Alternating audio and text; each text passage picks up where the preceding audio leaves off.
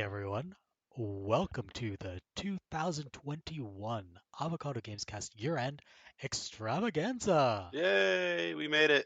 Hello, featuring Jack Black, Kermit the Whoa. Frog, and God Gouda. I'm kidding, none of those folks are going to be here, but you know who is going to be here?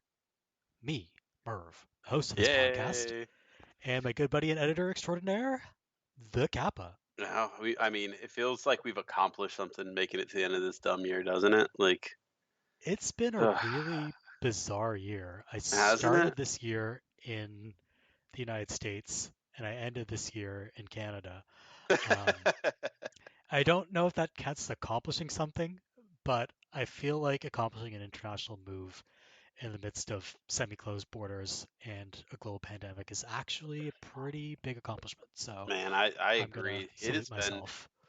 It's just been one thing after another, and like every time you kind of feel like it's a step forward, it's actually somehow a step back. It's just been, oh, what a year, man, you know? Yeah, I didn't think we'd get this far into the Greek alphabet. Yeah, That's this quick. yeah.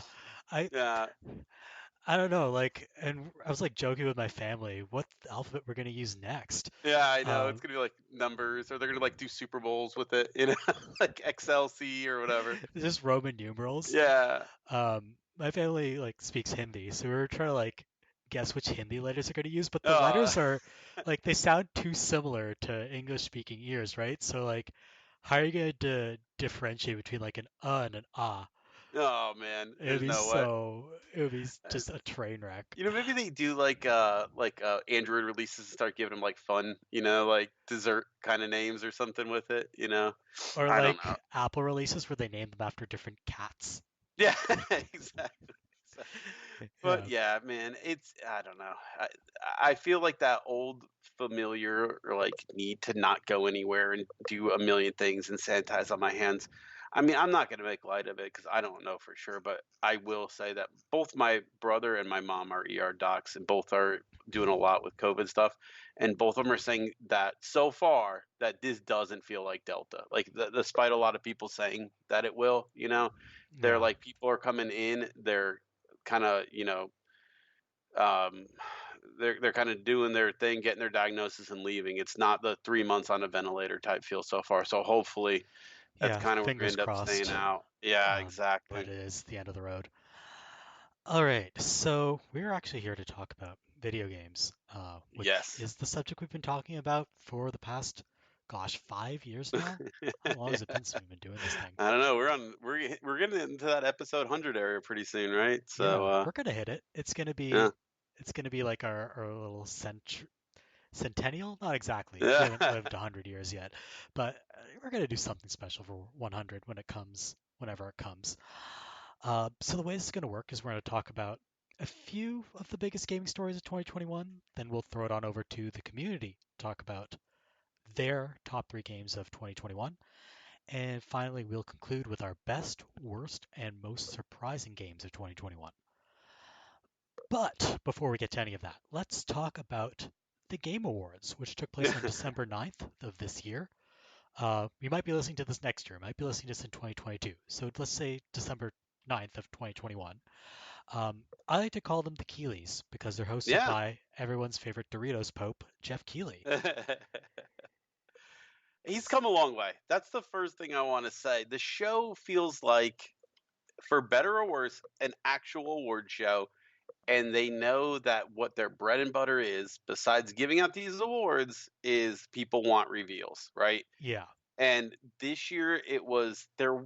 We'll get into the reveals. I know it maybe didn't feel like maybe there was a ton of stuff there, but I yeah, feel like this to me was the best the show balanced balanced reveals and award. I actually yeah, felt it may be a little too much into award, or I'm sorry, reveal territory even. But I think that's what 99% of people who have kind of decided to tune in live to the Game Awards are actually looking for. Weirdly, um, not in a bad way, not like, but I think it's kind of developed that reputation, right? hey, this is the mid-year, end of the year time for game announcements. Yeah. Sometimes that means a lot. Sometimes it doesn't mean obviously a ton, but that's where you're getting these December announcements. Yeah, I think obviously COVID has thrown a wrench into how this thing is run and which companies choose to reveal what at the awards. I have a feeling that in a year where COVID wasn't throwing a wrench into everything, there would have been a bunch of banger reveals at Hmm. these awards, and that just didn't happen this year because of various logistical challenges. I'll also say that this year, one thing they did really well was I think in the past they've had trouble with kind of giving the um, nominees and the winners the respect they deserved. And Yeah. this year they let people give speeches, and the speeches Yep. were pretty good. They recentered the awards in a way that, like the year they had the Schick Hydra bot, that was Yeah. That was kind of definitely the crappy. worst. Yeah. But now I think they've kind of recentered everything so that instead of having sponsors all over the stage, we're just going to run ad breaks like the Oscars. And that's where the advertisers will get their money's worth, Hmm. rather than having a dancing razor in the audience. Um, so I think that's worked for the best. Some Um, of that is, I think, too, kind of coming to terms with that the Game Awards is more of a streaming thing than a TV thing. yeah, I absolutely. was watching the Twitch numbers and pleasantly surprised, kind of where people, and I'm sure it was the same on YouTube and stuff, but people are definitely paying attention this year, as number wise of viewers would indicate. Um, but yeah, I think it was an interesting kind of watch just to see where this award show has kind of gone, right? I mean, it's not been an easy hill. But I mean, I feel like when it was under Spike, was that who it was originally Yeah, it under? was originally under Spike, and that's what was called the VGX. Right. And And Joel McHale hosted it one year, and it was a oh train yeah. wreck. And everything from that era seemed pushed a lot towards hey, make this extreme and edgy, and we know gamers, they're you know what I mean, like they want Doritos and Mountain Dew shoved in their faces constantly. Like, so I think this was the one for me where really, you know, it's been getting there. But I think finally they kind of figured out what their voice is as an award show, and hey, maybe it is shilling or whatever you want to call it a little bit, but the Oscars don't necessarily have to announce blockbuster new movies because they're talking about the blockbuster movies you've already watched a lot of times, but you can't really do that in a cohesive thing when you're talking about a game, right? You can't just sit there and say, hey, these are the best games of the year. Now we're going to show you clips of it. And if you haven't played it, you're going to get what this game is all about in a 2-minute clip, right? I mean, that might not necessarily be true of a movie, but you at least get an idea of, kind of get that feeling you've seen them once, you've seen them all. But if I show you a 2-minute clip of It Takes Two, I mean, what are you going to walk away with, right? Like, what Yeah. even is this? It doesn't necessarily translate that well. What I think um, helps at the Game Awards is that instead of having all these dumb skits and other bits that seem to eat up a lot of time at the Oscars, they just give the people what they want, which is Yep. trailers. No. And I honestly appreciate that approach more because in some ways, it's more honest, right? Hmm. Nobody's really watching the Oscars for the bits. Right. They're watching for Yeah. the opening monologue and the awards. Yeah. And, who got snubbed for the In Memoriam segment, which was a lot of people this year. God, the Yeah. Oscars were a train wreck this year. Um, but, like, nobody's really there for all the associated pomp and pageantry. Like, they're there for the red carpet, right? Because they want to see the fashions and who's made great suit choices and whose suit is uninspired, right? They're there for that, but they're not Wow. there Digging for, deep, really kicking them in the. I yeah, I agree though. I mean, I as someone who's watched the Oscars, the Emmys, and the Game Awards this year, I legitimately think that the big ones, Oscars and Emmys, can learn a little bit from the Game Awards, right? They're not as obviously not as rooted in being about um, history or things like that, right? They don't really have that kind of thing going on. But you can definitely feel that like year to year they've adapted and grown and changed. I don't feel like the Oscars really does much of that at all, you know? Well, they Um, changed a lot this year, but all the changes were for the worse. So yes. Yeah, but I don't think those are I guess I would say those seem to not be audience directed changes, and they more seem to be like, okay, well, nobody's watching this, how do we get eyes back on here, but not really kind of analyzing what people have been saying about the Oscars for years. Hey, it runs too long, and I want to see more people talking and being able to talk about their stuff rather than going right into you know um stupid skits constantly, or whatever. um yeah, I like don't. as fun as it was to watch Glenn Close attempting to twerk, I guess. Um, I don't know if I really needed that. Yeah. So, eh, there are trade-offs whenever Yeah, you run an award show like this. I did want to get into kind of some of the individual awards and what you sure. thought of the nominees and winners. Um, and I think we'll just talk about a couple. Obviously, we should probably talk about Game of the Year, which went to Joseph Ferris and Hazelight with It Takes Two. Speaking of fuck the Oscars, Yeah. And this is a really weird choice for me because I really liked It Takes Two as a game. I've yeah, played half these nominees. I've played also yeah, same. Deathloop and Psychonauts 2. And I mean, of those, I'd probably give it to Psychonauts 2, but I was not expecting this. Nah, me either. I, And I had no I had no idea this would win. I thought it would get dismissed out of hand because there are a lot of critiques people made of this game. sure. And I thought this was going to go to Ratchet and Clank. I was like, Wow, it's really? got that Sony prestige. Huh. Everyone liked it quite a bit. It looks gorgeous. It plays well. I thought this was Ratchet and Clank's to lose, but apparently, See, yeah, I thought similar about Psychonauts. yeah, Um, I felt like, hey, like usually you get that trend where, hey, this thing is just nominated in the most things, right? yeah. So like it might not win all these little awards, but they're going to give it to it by the end, and It that did won not happen. nothing. It Yeah, won not a nothing. single award, which is, um, I did I get think, that. kind of sad because it's a great game. Yeah, it's a very weird game to walk away empty-handed. I'll put Yeah, it that way. And I was really getting the feel early on that they were kind of doling out the awards a little bit along the lines of I don't know how to describe it. Like, hey, everybody's a winner here. That, and I think I said that in the comments, and it kind of did happen, not 100%, but yeah. I definitely did feel like there was some of these games where like, well, this needs to win something. Um, and not because it's a bad game, but because there's a lot of like Deathloop winning for direction. I thought was interesting, kind That of was a like.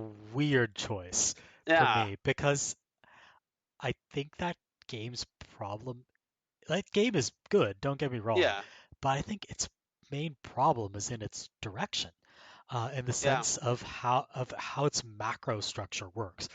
In the moment-to-moment gameplay of that game is fantastic, but the overall structure that has you repeating and going through the same levels over and over again, um, that kind of worked to its detriment, and it seems very weird to give it a game design award. yeah. And I think you're not alone there in saying that. That a lot of people were saying, look, this game would be a 10 out of 10 if they nailed all the stuff they were going for direction wise, right? And Yeah. that's a very hard thing to do with the type of game that Deathloop is, right? So, Oh, I and the mean, moment to moment, it's just fantastic. right. And I think a lot of people kind of understanding like, hey, maybe you don't nail this completely, right?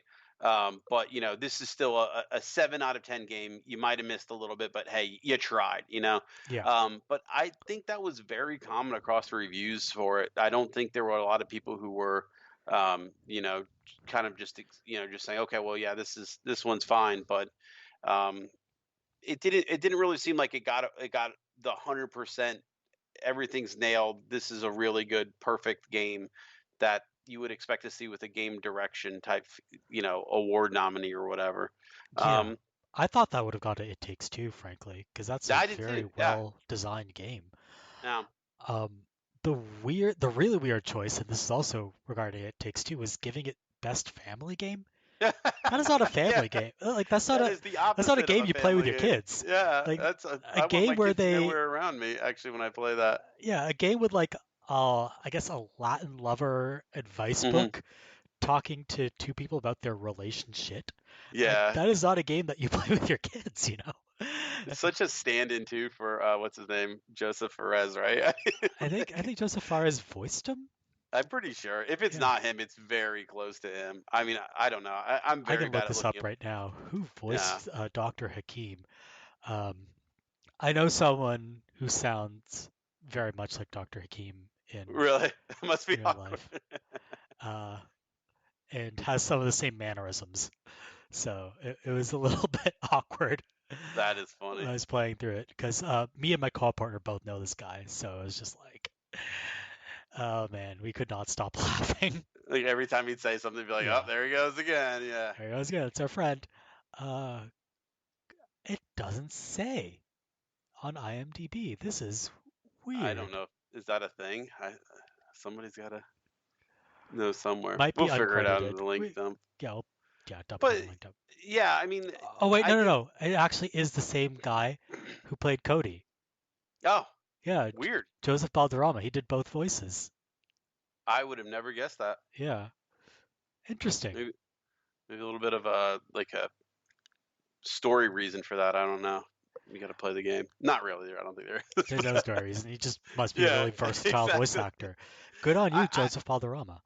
I think. I mean, as far as what I would expect for you know, kind of kind of where the game awards went, they were all pretty much right.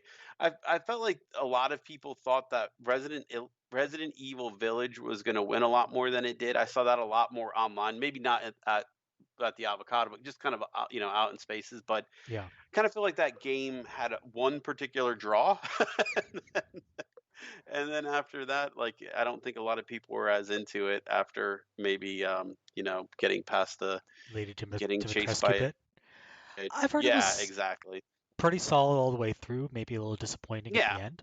Um, yeah, but sometimes the memes kind of overtake the game. yeah. The game itself, yeah. I agree, and I kind of saw that happening towards the end of Resident Evil Village's kind of time in the spotlight, where it became a little bit less about hey, this game's great, and a little bit more about just step on me or whatever. Like, Yeah, and I think that's a good thing about like a game like that, that it stays in the spotlight longer. It does make more people want to play it, maybe, and I don't think that's a bad thing at all. yeah, Um, but I, and I do, people are enjoying it, even coming to yeah, it late. So that's yeah. nice. So I mean, it does have its own life, but at the same time, like it's something where like okay, we're not talking about the game anymore, really. We're just kind of joking around Goofing it. So off, memeing about yeah, it. So what was interesting to me this year was there were some really notable snubs, and like I was surprised to see Hitman 3 only get nominated for VR and AR.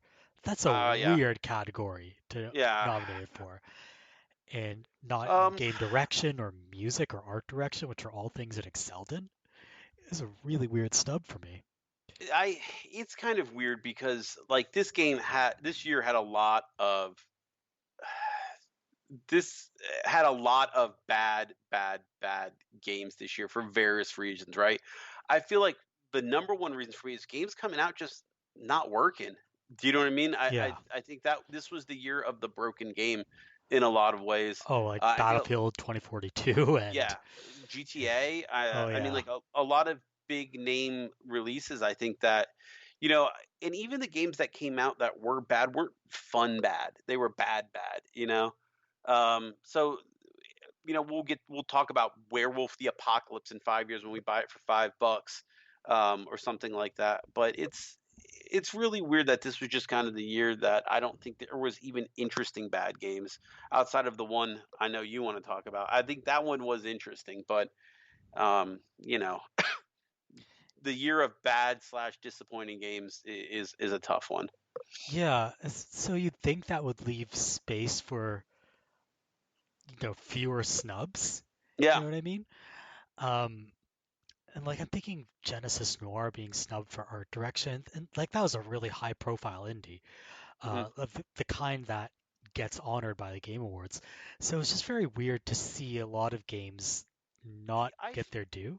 Yeah, I've always, this is just me kind of pushing my thing. I guess for me, indie always has two slots of the Game Awards if I had to pick two spots, art direction or design, right? And then Yeah, overall game direction. I feel like those two are very much in that, like, this is for uh this is for these indie type games. because indies often have they excel at very strong, distinctive art direction. Right, or strong voices and stories, and Yeah, I think that's where that direction comes in. But I feel like this kind of was not really the angle that they were going for. yeah, and like it's worth emphasizing that these awards are decided on by the press submitting ballots. So there's not like Hmm. coordination here or anything. It's a product of what the press played this year. And I Yeah, think for whatever reason this year, you couldn't get a lot of the press on board playing anything but the highest profile indies. So there are a couple of yeah, games that yeah, were very critically acclaimed, but they're only championed by like two or three writers in the games press. And that has kind of skewed the way the nominations went this year. It went to kind of the same pool of big budget games. I mean, it happens to some extent every year, but like say last year, Hades emerged as this clear um, indie to be honored across the board, and that's yeah. because everyone went to play Hades, and we didn't really have an indie this year except I don't know maybe Chicory that everyone played. So You know what? I kind of like that though, because it reminds me of, like, I would say, like, mid early 2000s music scenes, right? Like, yeah, everybody kind of gets their, like, silo, and then you'll get a critic or like somebody that or somebody that just, look, they'll get on top of their mountain and be like, look, you guys need to all go listen to this album. It's that good. It's, you know what I mean? And we cringe a lot about, this music will change your life or whatever, but like that's very much what music discussions in that era felt like, right? Like, yeah, it's not, this album isn't just good. This is change your life good. This is the thing. You put everything else, I know you got a backlog, you dump it on the trash and you go do this one right now, right? yeah. Um Like I'm not gonna spoil anything right now, but my game of the year is a game I played because someone was like, "You need to play this game." And I went to yeah. play it. Was like, oh my god, you're right. Thank you. Um, so it happens like that. That someone in the press will champion a game that no one's really played, and then it doesn't blow up. But the two or three people who listen to that person, uh, they find something really special. Yeah, I think that's good. I really do. I mean, I think it's good to have that. You're kind of like, I'm sure it's not good for the indie developers. Like, I'm sure they'd love kind of that weird, what I would say, like 2016, 2017 era, where like everything indie was like being pushed to the forefront and people couldn't get enough indie stuff. Yeah, I'm sure they'd love that return, but right now it kind of more seems like, if you're going to get out, it's because somebody's helping you get there, and sometimes it just takes that review or that, um, kind of yeah, everybody get along together and push something together. So, um, yeah. for sure. And I think we'll kind of close this section by talking about the announcements that were Hmm. made at the Game Awards. I almost said made at the GamesCast. We don't announce anything here. We don't get exclusive reveals. If any publisher wants to send us an exclusive reveal, I'm open. You can do Oh that. yeah, yeah. We'll reveal your game on here. Jump on in. But I only had a few thoughts, and like we mentioned earlier, this was not a banger year for reveals. There were no huge ones, except for one that I want to mention, um, which is Dune Spice Wars, Yeah. a new Dune 4X strategy game, which I think has the potential to be really neat. We'll see. Um, Um, Man, I've been on here for a long time saying the return of the RTS, right? yeah, It's due. It is coming, baby. I don't know when, but um, I feel like this, what would be more appropriate than kind of the game that basically launched the genre having a big old RTS hit, right? yeah, I'd love it. I would absolutely love for this game to smash through and do what it did in what Dune 2000 actually came out in like well I can't remember. So Dune 2000 didn't come out in 2000, but that was a remake of the Dune art, the original Dune RTS. But that was kind of the last one I think that was out there, right? So Yeah. people have been pushing for this forever. It's and I could see it being a success. It's got all the makings of a good RTS, right? It's got ground control, it's got territories, it's got all that stuff. I hope they just don't mess it up, man. That's what I mean? That's that's really what I've got in the back of my mind. I don't know anything about this studio, to be honest with you. I've I played Northgard. I think that's the only. Is that maybe the only game they made? I don't know. I actually don't know which studio is making this one. Shiro Games. Um, I know the only thing I can think of that they made was Northgard, which is very fun. It's a Viking RTS that very much revolves around like wars between clans and why some clans, they all have like kind of pros and cons. There's a lot of clans. I think every time I upload or every time I download the game, there's like another two to download or something. So, what that at least tells me is that these guys are comfortable balancing lots of different factions, in S- an RTS. Yeah. So when I was looking this up, I accidentally spelled Northgard like guard with a U, and apparently that's a fictional Canadian superhero with a giant maple leaf on his chest. Okay. Yeah. There's, I think the other game that they're making is, if I'm not wrong, they did, Evoland and yeah, that. Darksburg. Now there's another one that just announced. I don't think it's come out yet. It's a RTS type game. Oh, it's called War Tales. War Tales, That's yeah. it. Yeah, so it's like an open world RPG, where you kind of build uh, kingdoms and stuff like that. It looks kind of cool. That one got announced, I think, at E3, and I haven't seen much from it then. But it's on my wish list. That's why I can search by little developer, and that showed up too. But um, so It looks like it's they don't kind want of an open world tactical RPG.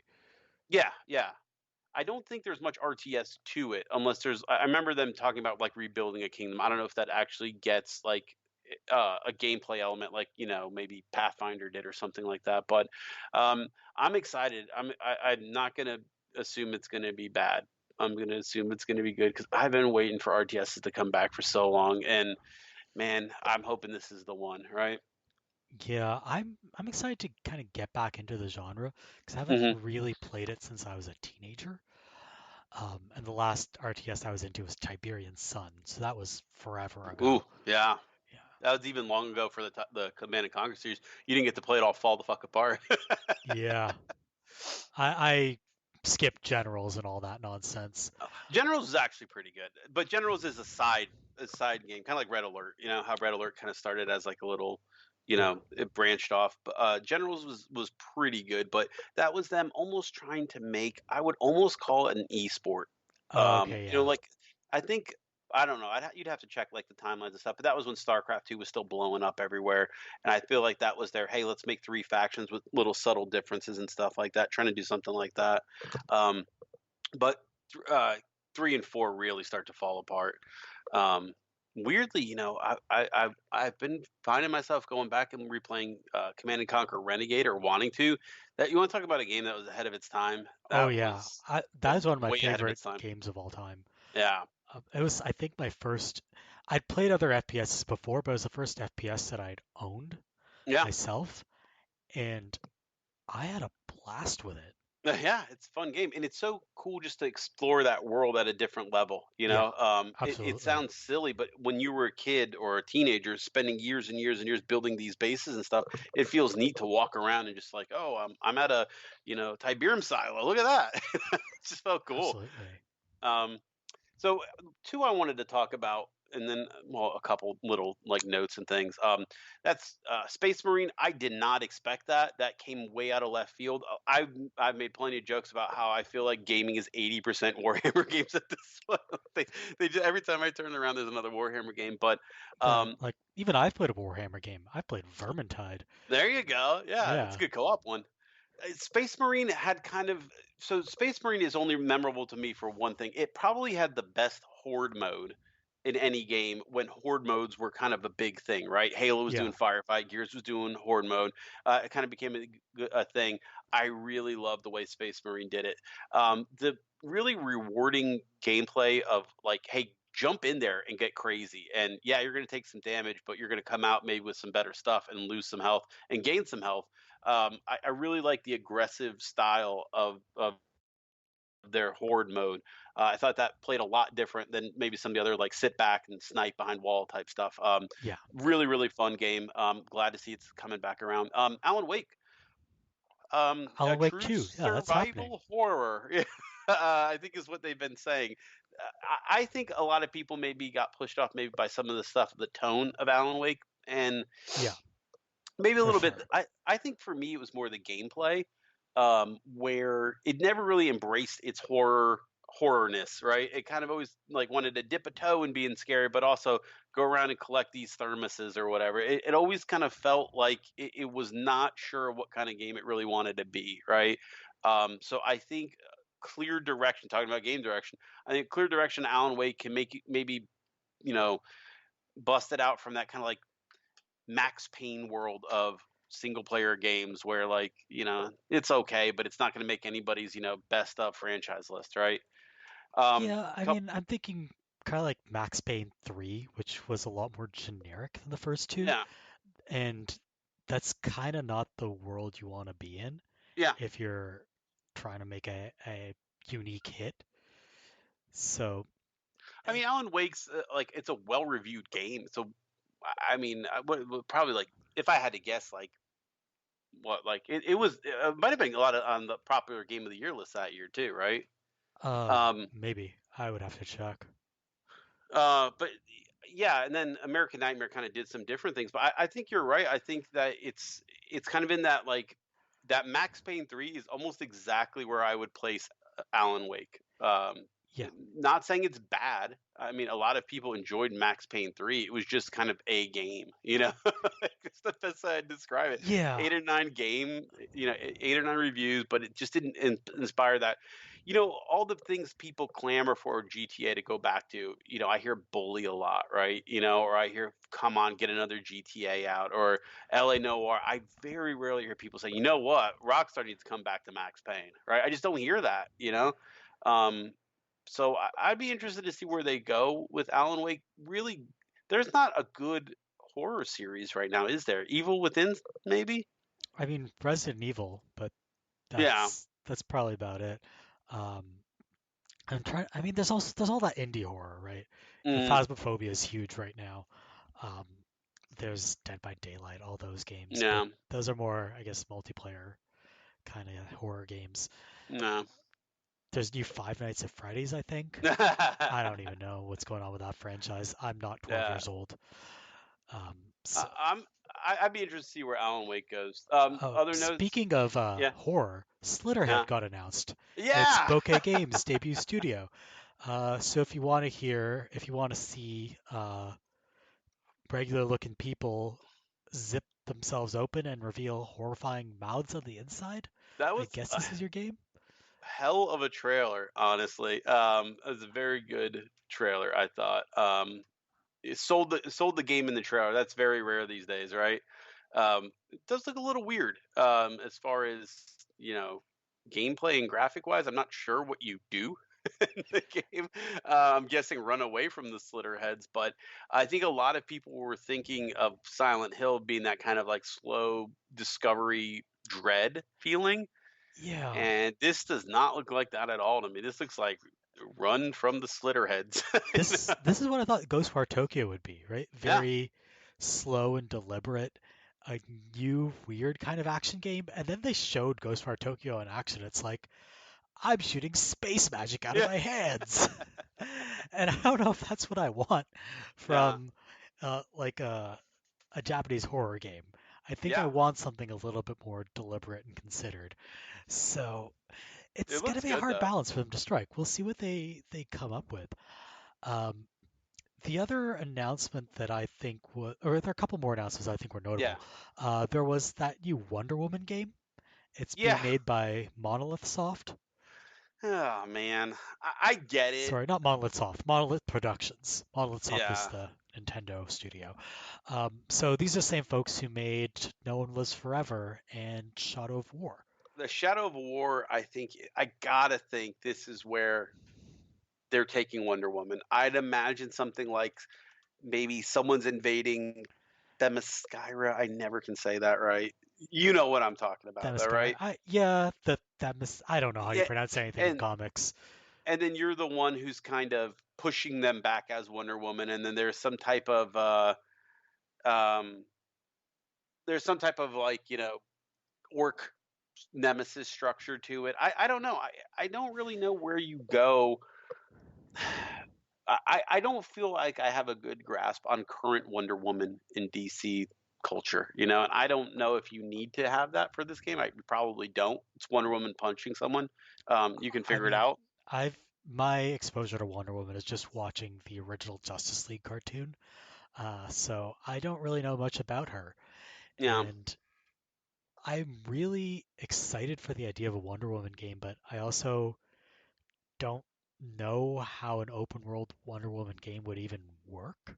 yeah. It just I think seems like it's not what the character is really meant to do. that's 100% where I keep getting stuck on it. I don't know where she's roaming around beating people up, and you're gonna have to do the thing where you depower her. Yeah, You know what I'm talking because about? she's And then extremely powerful. right. So then you're gonna depower her, so she's gonna have to wander around and pick up, magic, gewgaws that give her her power back slowly or whatever. And it could work. I don't know. I really would love to see gameplay of it before I get too excited of it. Um, the Lord of the Rings. I hope this doesn't mean Lord of the Rings is kind of on the back burner. I don't know where the rights are with that game right now, but Shadow of They're at War. Warner Brothers. Warner Brothers Yeah, has all the rights to them. And I believe is Monolith owned? Yeah, Monolith is owned by Warner Brothers now. So because Shadow of War felt like it took the Shadow of Mordor into some cool new directions. I mean, it wasn't totally redone. Don't get me wrong. It was kind of a phase two of it, but I would be interested to see where that story kept going. I don't know. Wonder Woman I think has a chance. I think Monolith games are very appealing.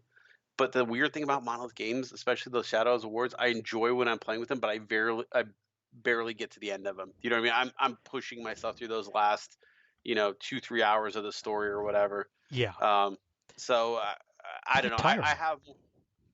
I have more fun in the moment to moment. Branding an orc, sending him to go make a threat, showing up, killing that guy, chopping his head off. You know what I mean? Like that's kind of where I'm at. So Yeah, I'm apprehensive, but I really am gonna have to see more to judge. And maybe they'll do something really neat. And like, what's interesting about Wonder Woman as a character is that she's a fish out of water. yep, Like, you put her yep. on Earth and she doesn't know how to react. Very similar to I would say like kind of where Captain America went right after he showed back up, right? Yeah, Like he's a man out of time, right? Isn't that kind of what it always was?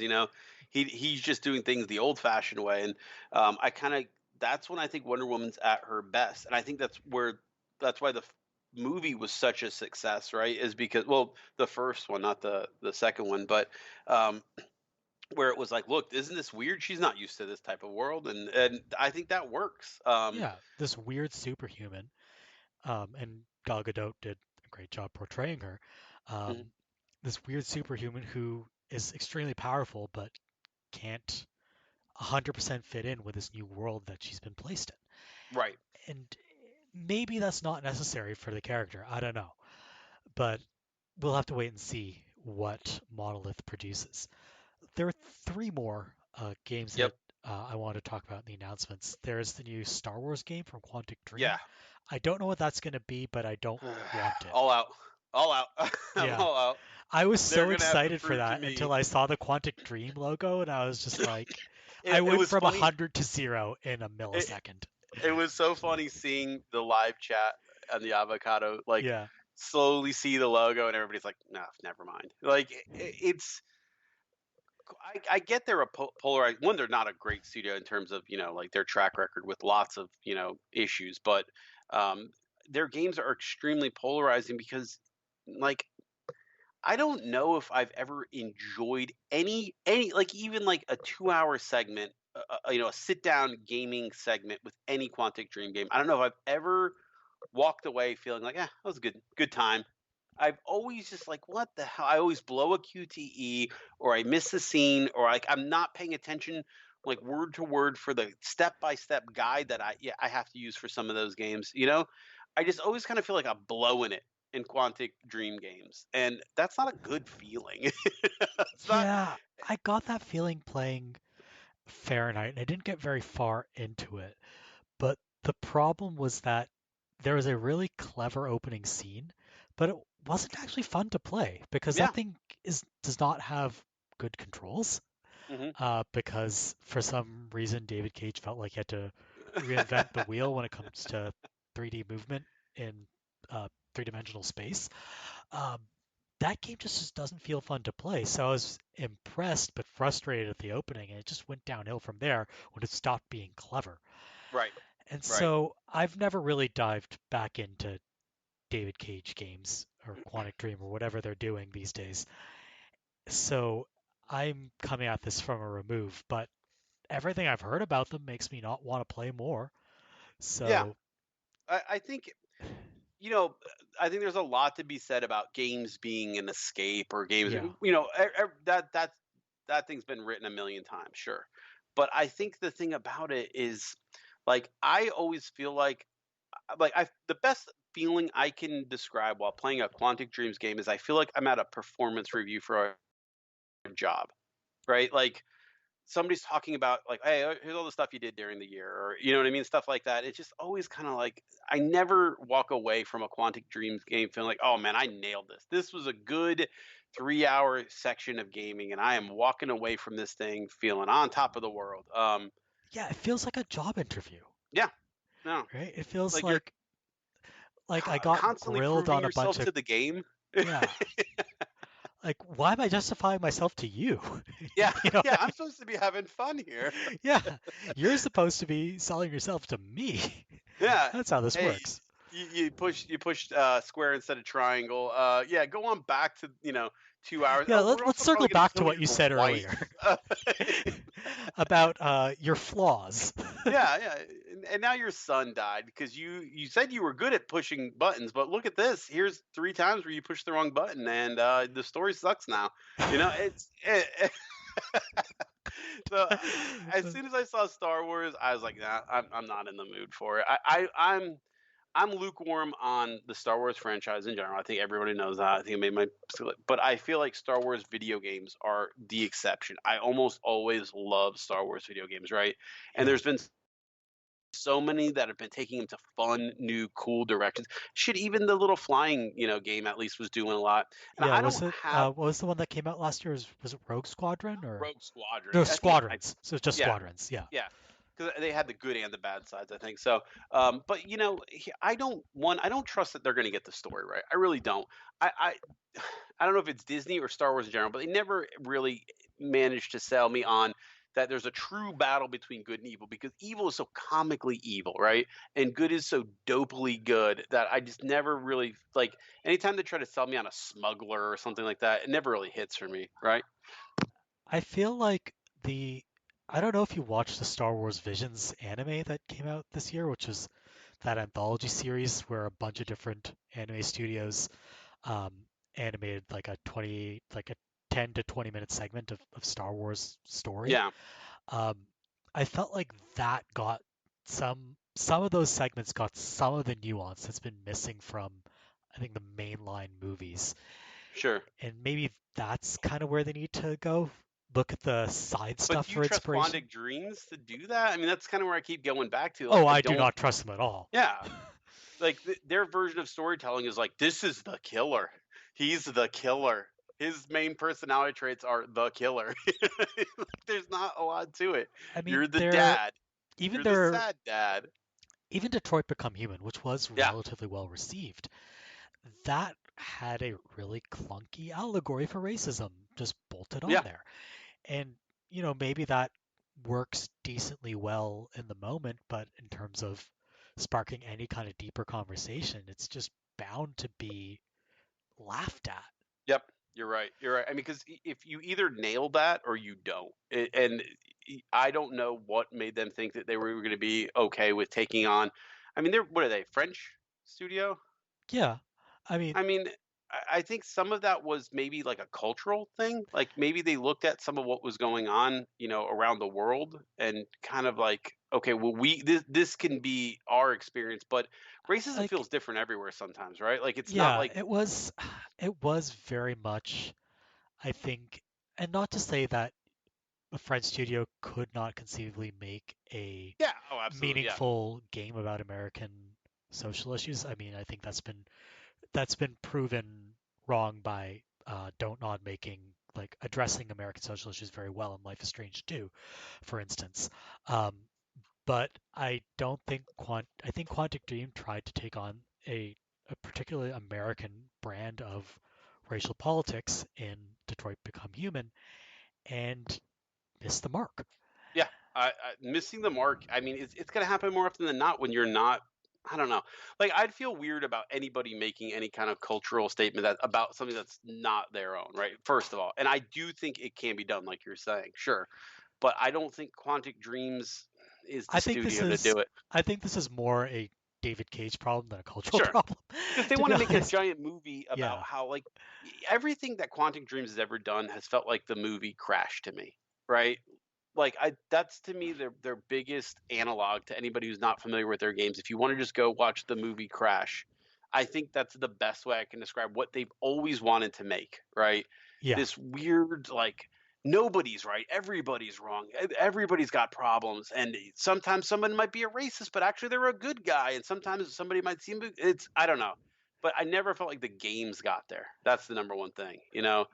the I feel like games it's never trying to get do school. like I feel like that kind of morality is what I call um, mathematical ethics, in the sense that, like, it's adding up people's good points and bad points. Right, So you're like, exactly. here's a racist, but he's really nice to his grandma, and like, I don't care that he's nice to his grandma. He's a Right. racist.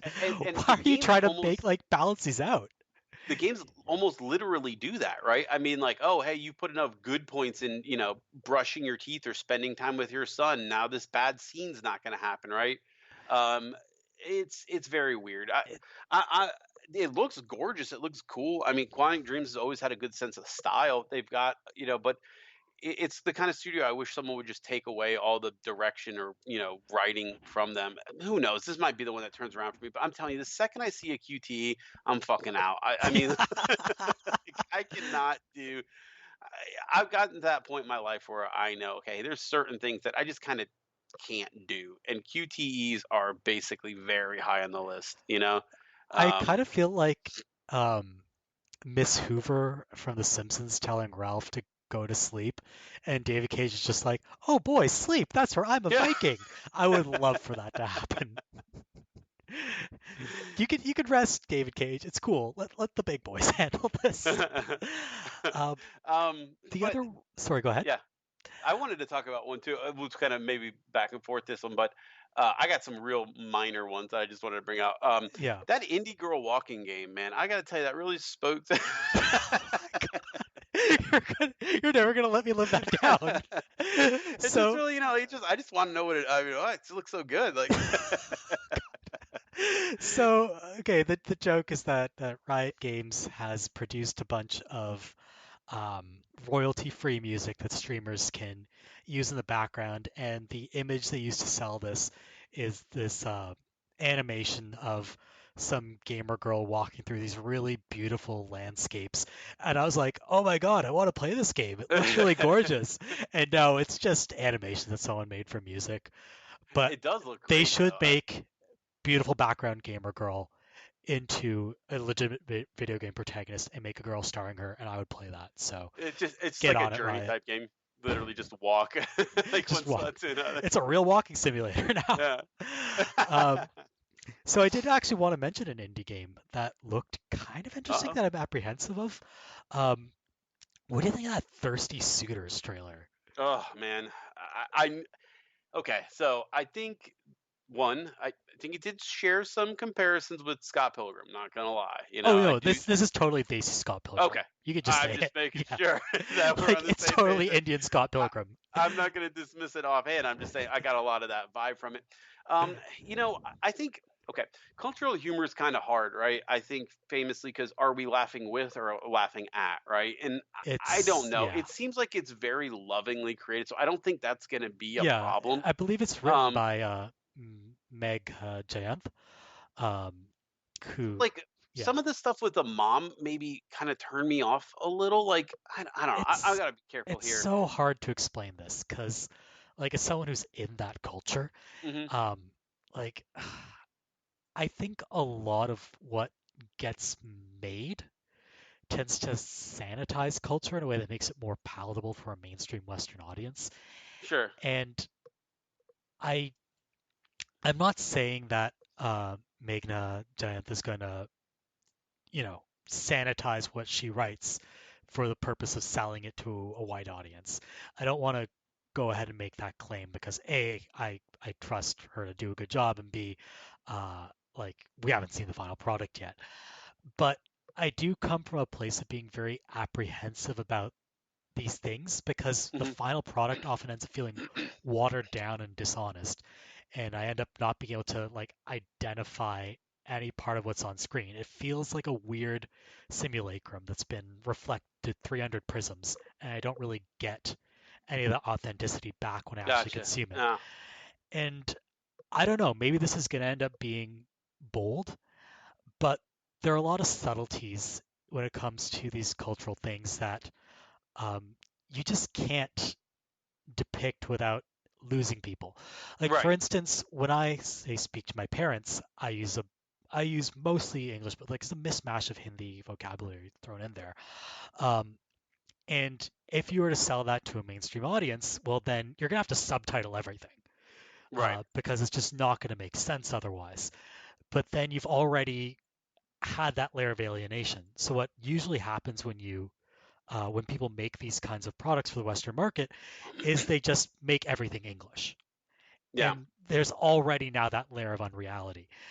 So I don't know how they're going to do this, and I'm a little apprehensive, but I like the exuberance on display.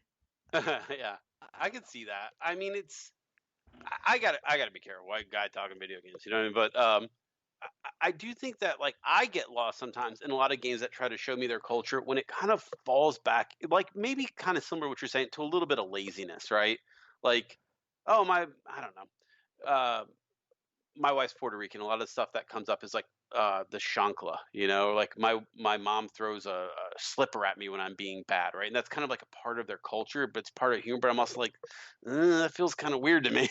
Yeah, like Like, when it kind of um, falls back in the stereotypes and you don't know whether it's like a true instance of that right, stereotype coming exactly, from someplace honest or whether they're being lazy about it or whether they're actually poking fun at it.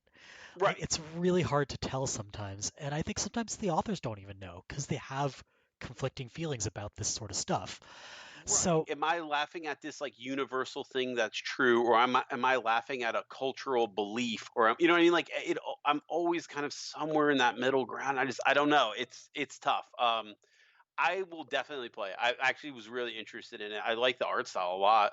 I think it looked really cool. It's probably gonna tell a pretty good story, like you're saying. It's just I'm really gonna have to really pay attention to what my feelings are. Sounds selfish, but like, am I appreciating this for kind of the right reasons, or am I just kind of like, yeah, I mean, I it, think in the end you don't like if it doesn't resonate with you, it doesn't resonate with you. And mhm.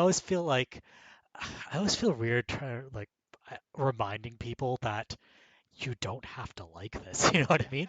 Like, and I've had that conversation with people before. Like, am I a bad person if I don't like this? No, I don't know.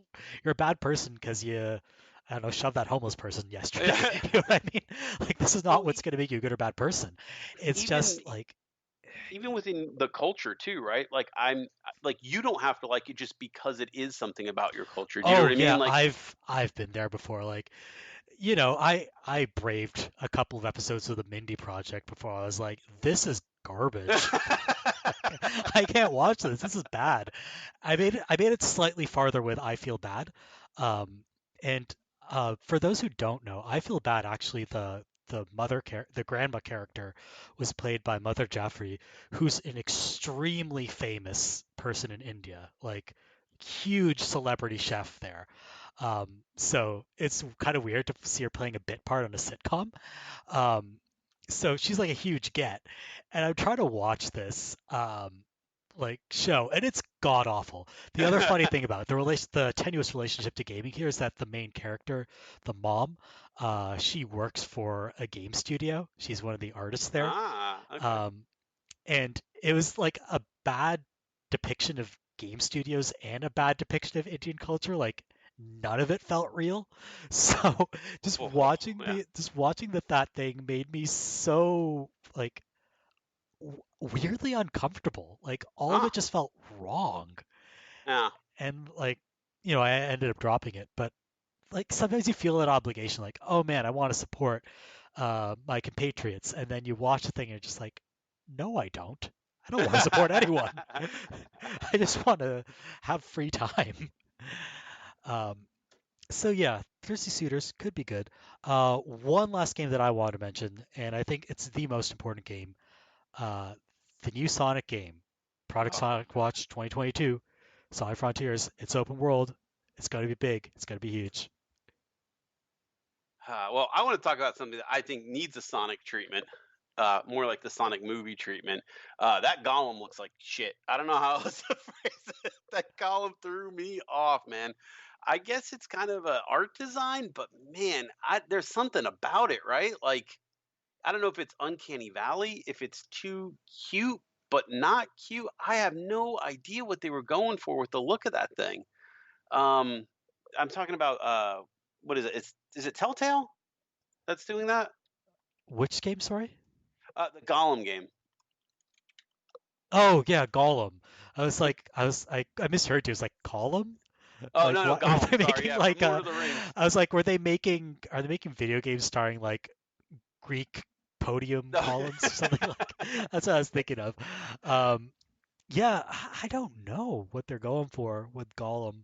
It's Uh like a cutesy version of it. I don't know how to describe it. Like I it's one of those things where I saw it are and they like trying to think like immediately. kawaii Gollum?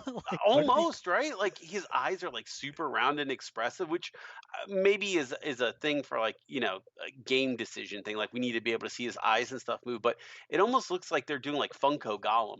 Like none of the proportions feel right for some reason. Um Yeah. I don't know. It really weird. Oh, it's being made by Daedalic Entertainment. Yeah, okay, there you go. I think they've got some good, you know, This histories is out there. this is an odd. This seems weird in the sense that it's being published by Nacon, um, and WB has all the Lord of the Rings licenses, so I don't know Hmm. what's going on here. But such is life sometimes with when it Yeah, comes this to. was it. It was a weird one for me. I don't know. I'm sure maybe who knows, but there was something about that look that was just it was not looking good to me. It was a very strange look that I thought. So we'll see what happens, but Oh, yeah, I'm not looking at screenshots of this now, and yeah, this does not look right. This right. looks like it almost looks like something out of the like those Abe's Odyssey games. Oh yeah, I could see that. Yeah, Yeah. very much Oddworld. Oddworld, that's what I'm thinking of. Oddworld, not Abe's Odyssey. You know what I mean. Yeah, Yeah. Yeah, it almost looks like that. And I don't know if I want that yeah. out of a Gollum And game. I found it really off-putting. I mean, honestly, I just did. Um, I don't know. Maybe I got a bad read on it, but yeah, something about that really threw me off. One more thing, Forspoken. I don't like that name. I just don't like it. I don't It know sounds why. very generic. It looks really Yeah, cool, but sounds yeah. very generic.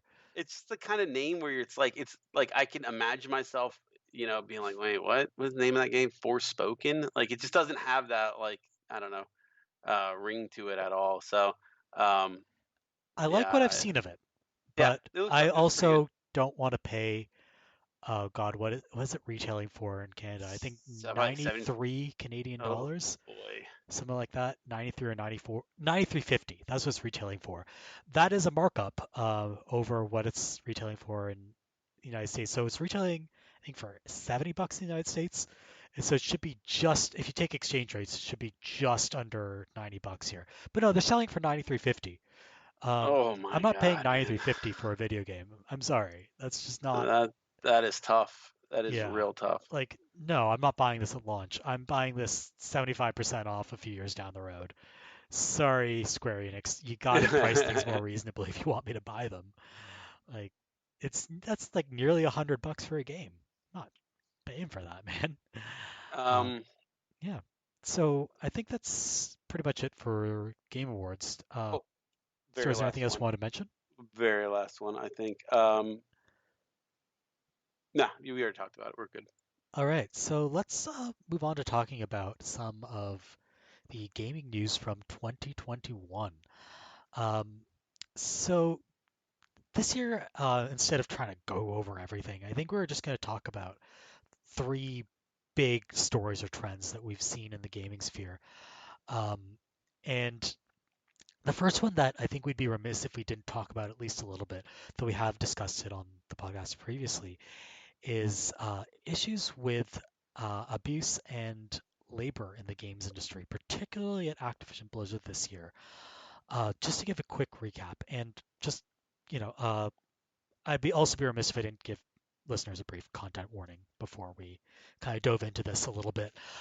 Um, so back in July of this year, the California Department of Fair Employment and Housing, which you might remember from their previous involvement with legal action against Riot Games, initiated a lawsuit against Activision Blizzard for discrimination and harassment of female employees. And the document they compiled was harrowing and details all sorts of horrific abuse and lower grade mistreatment, but that's nonetheless very pernicious at that particular company. Um, and that led to an employee walkout and the resignation of J. Allen Brack as president of Blizzard. Um, but Bobby Kotick, the CEO of Activision Blizzard, stayed on.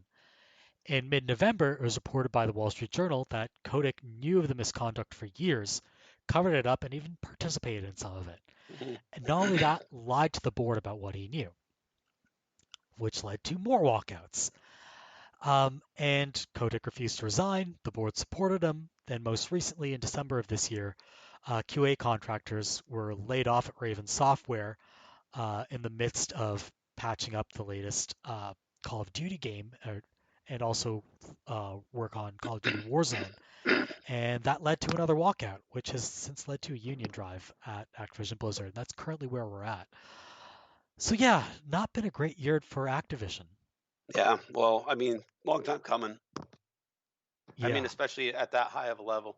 I don't think anybody's surprised by Bobby Kotick being a jerk. Oh, I'm not surprised at all. And like, it feels like every time something goes wrong, they could at least try to solve it. Like, Yeah, I'm not going to give Riot any credit here in the sense that they didn't really solve their problem, but efforts were made, and it turns out that people will at least acknowledge that efforts were made if you make the effort. right. Um, they've done nothing. They Yeah, haven't even tried to solve this. I mean, they appointed uh, Jen O'Neill and Mike Ibarra to be co-heads of Blizzard. Uh, Jen O'Neill then resigned because she felt tokenized and yeah, marginalized in that yeah, role. And it's turning out that you're not. If it's turning out that this company is not committed to solving anything, like not even solving. Let's be generous and say that Ubisoft and Riot solved 20% of their problems. They can't even reach that 20%, and that's what makes this so galling to me. yeah. I think their solution has and remains ignore it and it'll go away. Honestly, it sucks, but it's worked in the past for them. I mean, honestly, it has, right? Like every time something's come up, it just kind of feels like this is what they've done. Um, I don't I know don't if know. it's working anymore though. I don't think it is. That's Like, what I was gonna say. I think this feels different. I'm starting to kind of see people saying like, if you're going to defend this, and where it always hits different is in the pocketbook. This has not been a good year for Activision Blizzard. People are not buying their games because of stuff like this, right? Yeah, Um, and they're uh, losing talent right, over this, and that exactly. means they can't produce good games, which turns out like you always see the number of people. I think they did this survey, and I don't know if I'm gonna be able to dig it up, but one survey was done with I think PAX attendees this year uh, about why they weren't buying the latest Call of Duty, and it was only 6% of respondents who said it was over the allegations of Activision Blizzard. But what happens and what's going to have effects down the line is they're going to lose talent to this. They're going to make crappier games, and then people are going to see the Activision logo and realize that Activision makes crappy games because they can't attract good talent anymore. Right, Like they're only hurting themselves at this point by not solving the problem right, and harming employees in the process. and their games probably more than anybody else's right now are based on making the same game or keeping the same game running and kind of keeping the same people in their ecosystem. But they're not. I don't get a good feeling that a lot of people are getting into Call of Duty at this phase, right? If you're not a Yeah, Call of Duty guy buying it every single time it comes out, there's probably not a lot that's going to make you get into that, right? I yeah, because kind of the kids have Fortnite now. right. Yeah. So I I don't know. I mean, I don't think that I think it's a stupid mistake to make where you're going to um to kind of push away potential people for any reason, right? Especially when you're trying to make these okay, so one of the big things with Vanguard, I don't agree with it, but it's like, oh, you're trying to make woke World War II, right? So you're making people on one end idiots angry for one reason, right?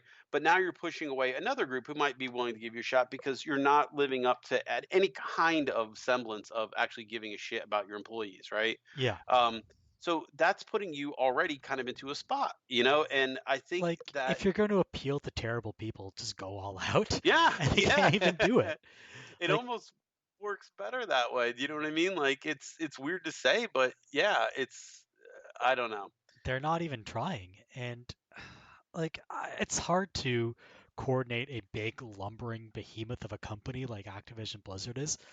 Hmm. Um, so I get why it's difficult to zero in on a single message. Hmm.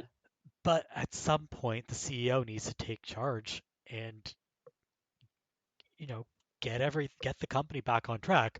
I mean, in this case, the CEO should just resign. Bobby Kotick Yeah. should Oh yeah. resign. He Like should have he resigned. has no business being the CEO. He's failing at his one job, which is to make the company oodles and oodles of money. Mm, Um, like he's not useful for that anymore. He's a yeah. liability. He has to go. Um, and that's not to mention all the horrific stuff he's actually done himself, for which he should go nonetheless. Um, so, like, at a certain point, someone needs to come in, preferably a different CEO, get the company on message, stick to a message, and get back to making good games made by people who aren't mistreated, who are paid fairly, and who aren't fired at a moment's notice when they're most required. Yeah, and it's not like there's other studios not looking to snap them right up. I mean, especially if you're skilled. I don't know why you would, because when you're one of these studios and you're not like a studio on the bubble, right? You're a big studio. Yeah, It's like a zombie horde. You lose one, somebody else gains one, right? yeah. And if it's the guy who or the girl who was so good at making, I don't know, gun sounds in Call of Duty, and they go over across the street over to Dice.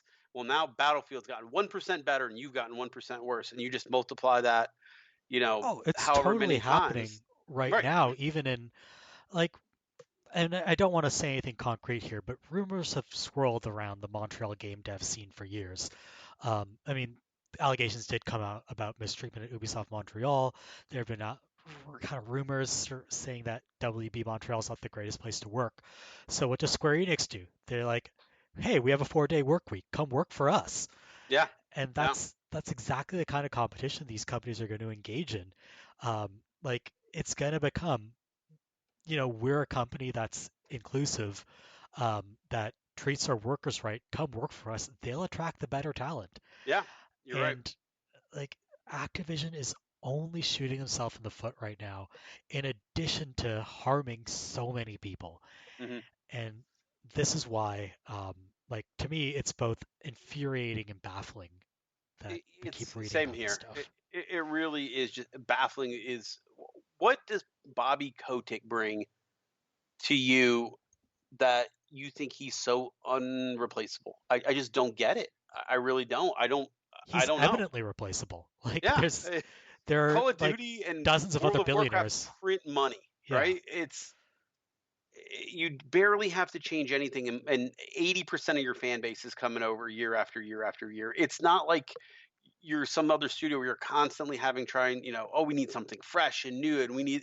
No, you make the same shit almost year after year. I can probably guess the next three Blizzard releases if I really sat here and figured out what looked at their timelines. They only make three games, yeah. so I Overwatch, might get. Hearthstone, and I don't know what else. Yeah, I mean they're World not. of Yeah, Warcraft expansion. yeah, exactly. You nailed it. So it's it's really weird that they feel like he's just this good. He is just the guy who brings it home. I don't know I mean, why. it's Like, because his board is his friends. yeah, and That's they're all just as shitty as him. If you look at their board, every single one of them has some kind of weird like antitrust lawsuit, or it's just everything about them is just it makes me feel bad. But that's I don't know if that's every corporation in the world. It's just everybody on the board is awful. Everybody in the C-suite is awful. It's just like, yeah, here's what I'll say. I'm not very like, me. I'm fairly anti-corporate, right? Um, but even within that realm, that board at Activision is oh especially egregious. yeah, it really is. And it's like it's just this weird mix of bad person and nepotism, Yeah, and nepotistic bad person. like It's just kind of like, oh, this is what we've got. it's Um, bad. yeah. That's all I can really say about it. So So yeah, I think you've for a couple years now you've been saying, hey, it's coming.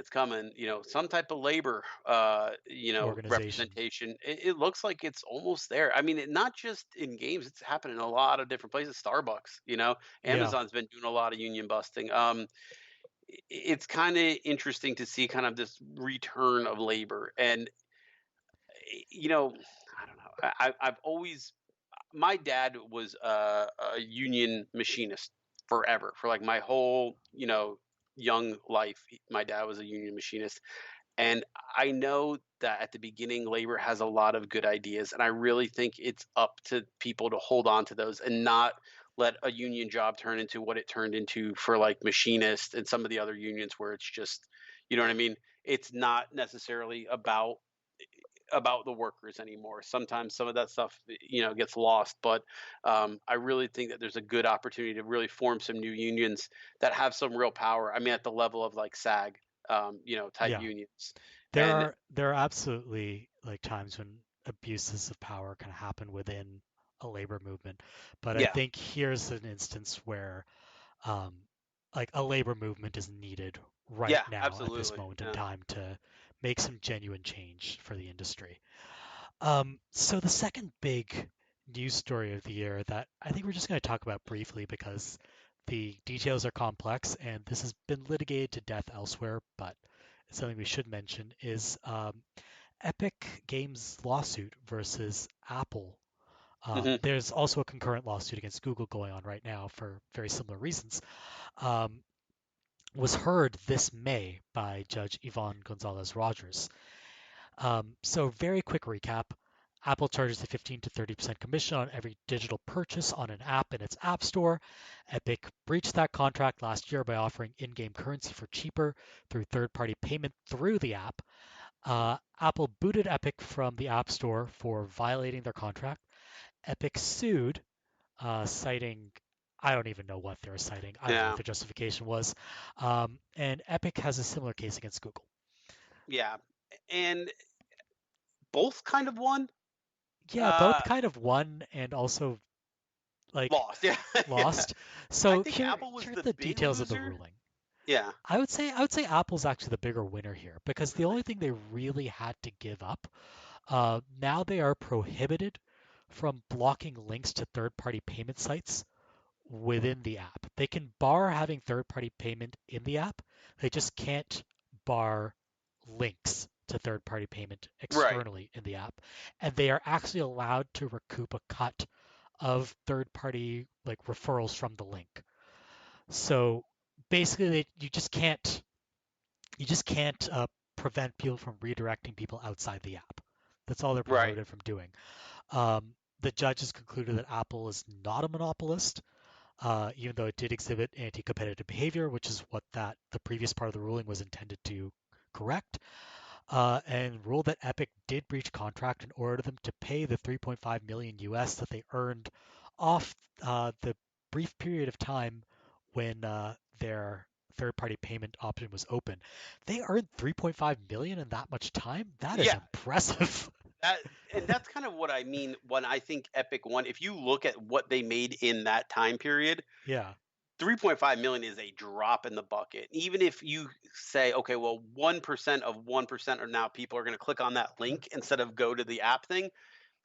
They're going to more money's going to Epic's pocket than Apple's, if I had to guess, right? And A that's little kind bit of like more in the sense that sure, Apple can recoup some of that cut because it can like it'll all be tracked with cookies. But they might have a deal with a payment processor that gives them a really right. good deal on third-party payments. So they might like depending on their deal with that processor, they might actually lose money off the Yeah, third-party referral. But if they have a good deal, then I guess I've maybe they make more money. We'll see. I don't think they can prevent like different charge rates or whatever. So you could charge for, you could set a cheaper price outside well, the don't app. forget most of this is virtual currency anyway, Yeah, right? So like they're whatever money they're making is 100% pure profit. It's just V bucks or whatever, right? Like yeah. it's not like they're. So I mean, to them, it's like making free money. So I get it, but I don't really have a good feel on who's the good guy and who's the Oh, bad guy in there's this no good situation. guy here. Yeah, They both exactly. suck. Yeah, Epic is the one that like ran a propaganda campaign with young impressionable yeah, fan base, and they and oh yeah, Apple's the one that's price gouging in its app store for and setting these weird arbitrary rules where digital goods are subject to different rules than physical goods. Like right, none of this makes any sense. It's just a bunch of exactly. arbitrary rules. Yeah. Um, I don't know. I mean, I'd be interested to see where this goes in the future because I think the biggest argument that developers face is our own store versus somebody else's store versus the cut that we're making, right? That Yeah. when you look at to the bottom line of, and I think a lot of people say, well, how come games are still, you know, we got all this DLC, everybody's trying to make all this money, all this other stuff. And a lot of it I think is because there's always this push probably inside of, hey, do we really want to sell this, through this store, or are we going to make money through this, or what do we want to do? How do we? And I think that's why you saw everybody make a marketplace, everybody do this, everybody that, and it's a very everybody follows everybody else type thing going on, but Like you saw it with EA and they tried with Origin. It didn't work out so well, for no, better or worse. yeah, and now they've kind of been rolled into Game Pass weirdly. Yeah, and they're back on Steam. Like Yeah, it's very hard to kind of go your own way and make your own marketplace unless you're willing to deal with the potential revenue cut um, or the potential gross revenue cut, and then you're hoping you're making it up on net by not having to pay a cut. yeah, yeah. So I don't know.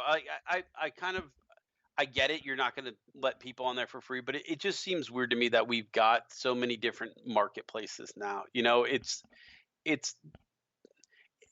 it's the worst it's ever felt in terms of a consumer. Like if I want to go buy something and I just want to buy something and have it work, trying to figure out where it does or doesn't work is bad right now, right? So yeah, like with especially and I've dumped on the Epic Game Store before. I'll continue to dump on it. I find it's like especially right now it's just crashing all the time. yeah, Anytime you try to buy anything um, for free. Yeah, for free, I haven't spent money on that thing in a while. yeah, But like it's not a great feeling having to like remember what you have where. I'm not Right. saying I like consolidation. It's just that I haven't been compensated in any way for this fragmentation. I don't feel Right. like I've gained anything in the feature set. I don't feel like I've um, been rewarded with anything for. I don't feel like I'm looking at an array of different good features that make me okay with the fragmentation. I feel like I'm just looking at a fragmented library. You, yeah, the most comparable thing for me is definitely the switch from cable to streaming, right? Yeah. And at the beginning, I felt like I gained so much. It was crazy. I was like, oh man, this Netflix is great.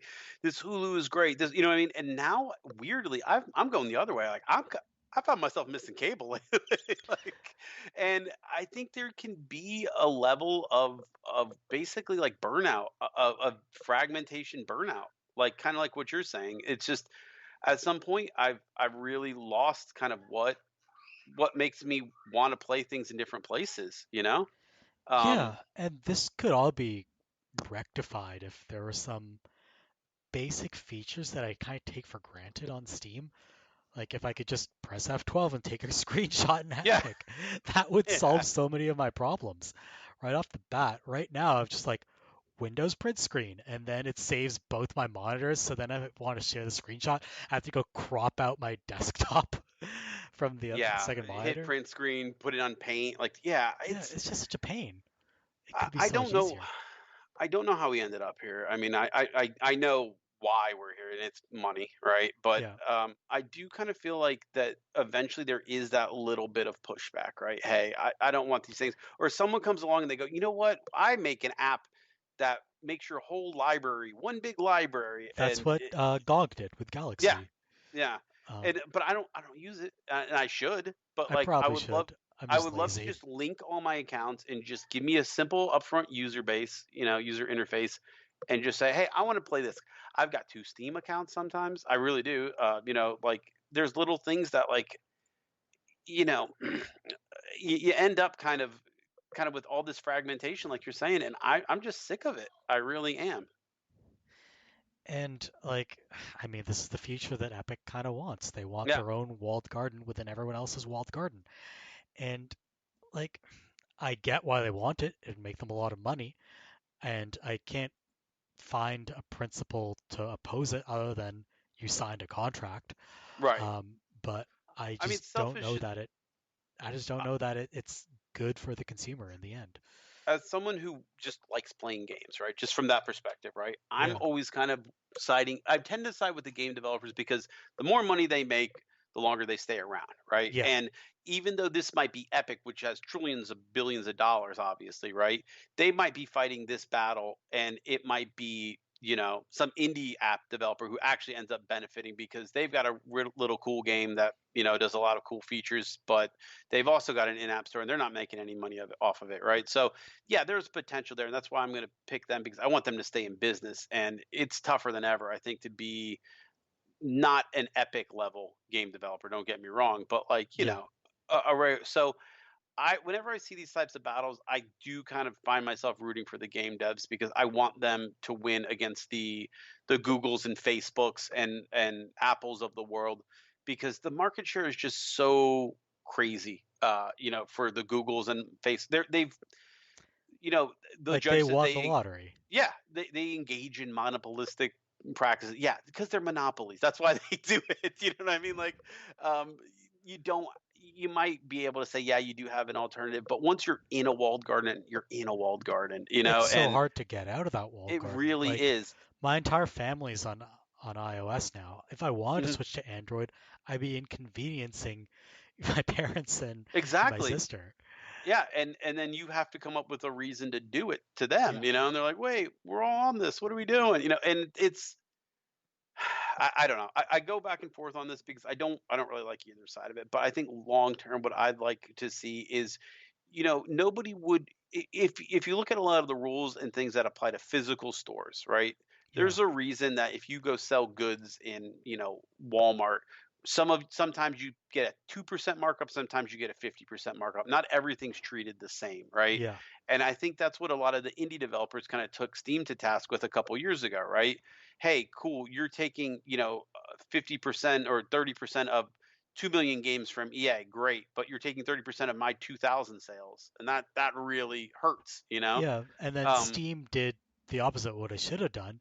They started charging 20% commission yeah, on very high selling games. Like exactly.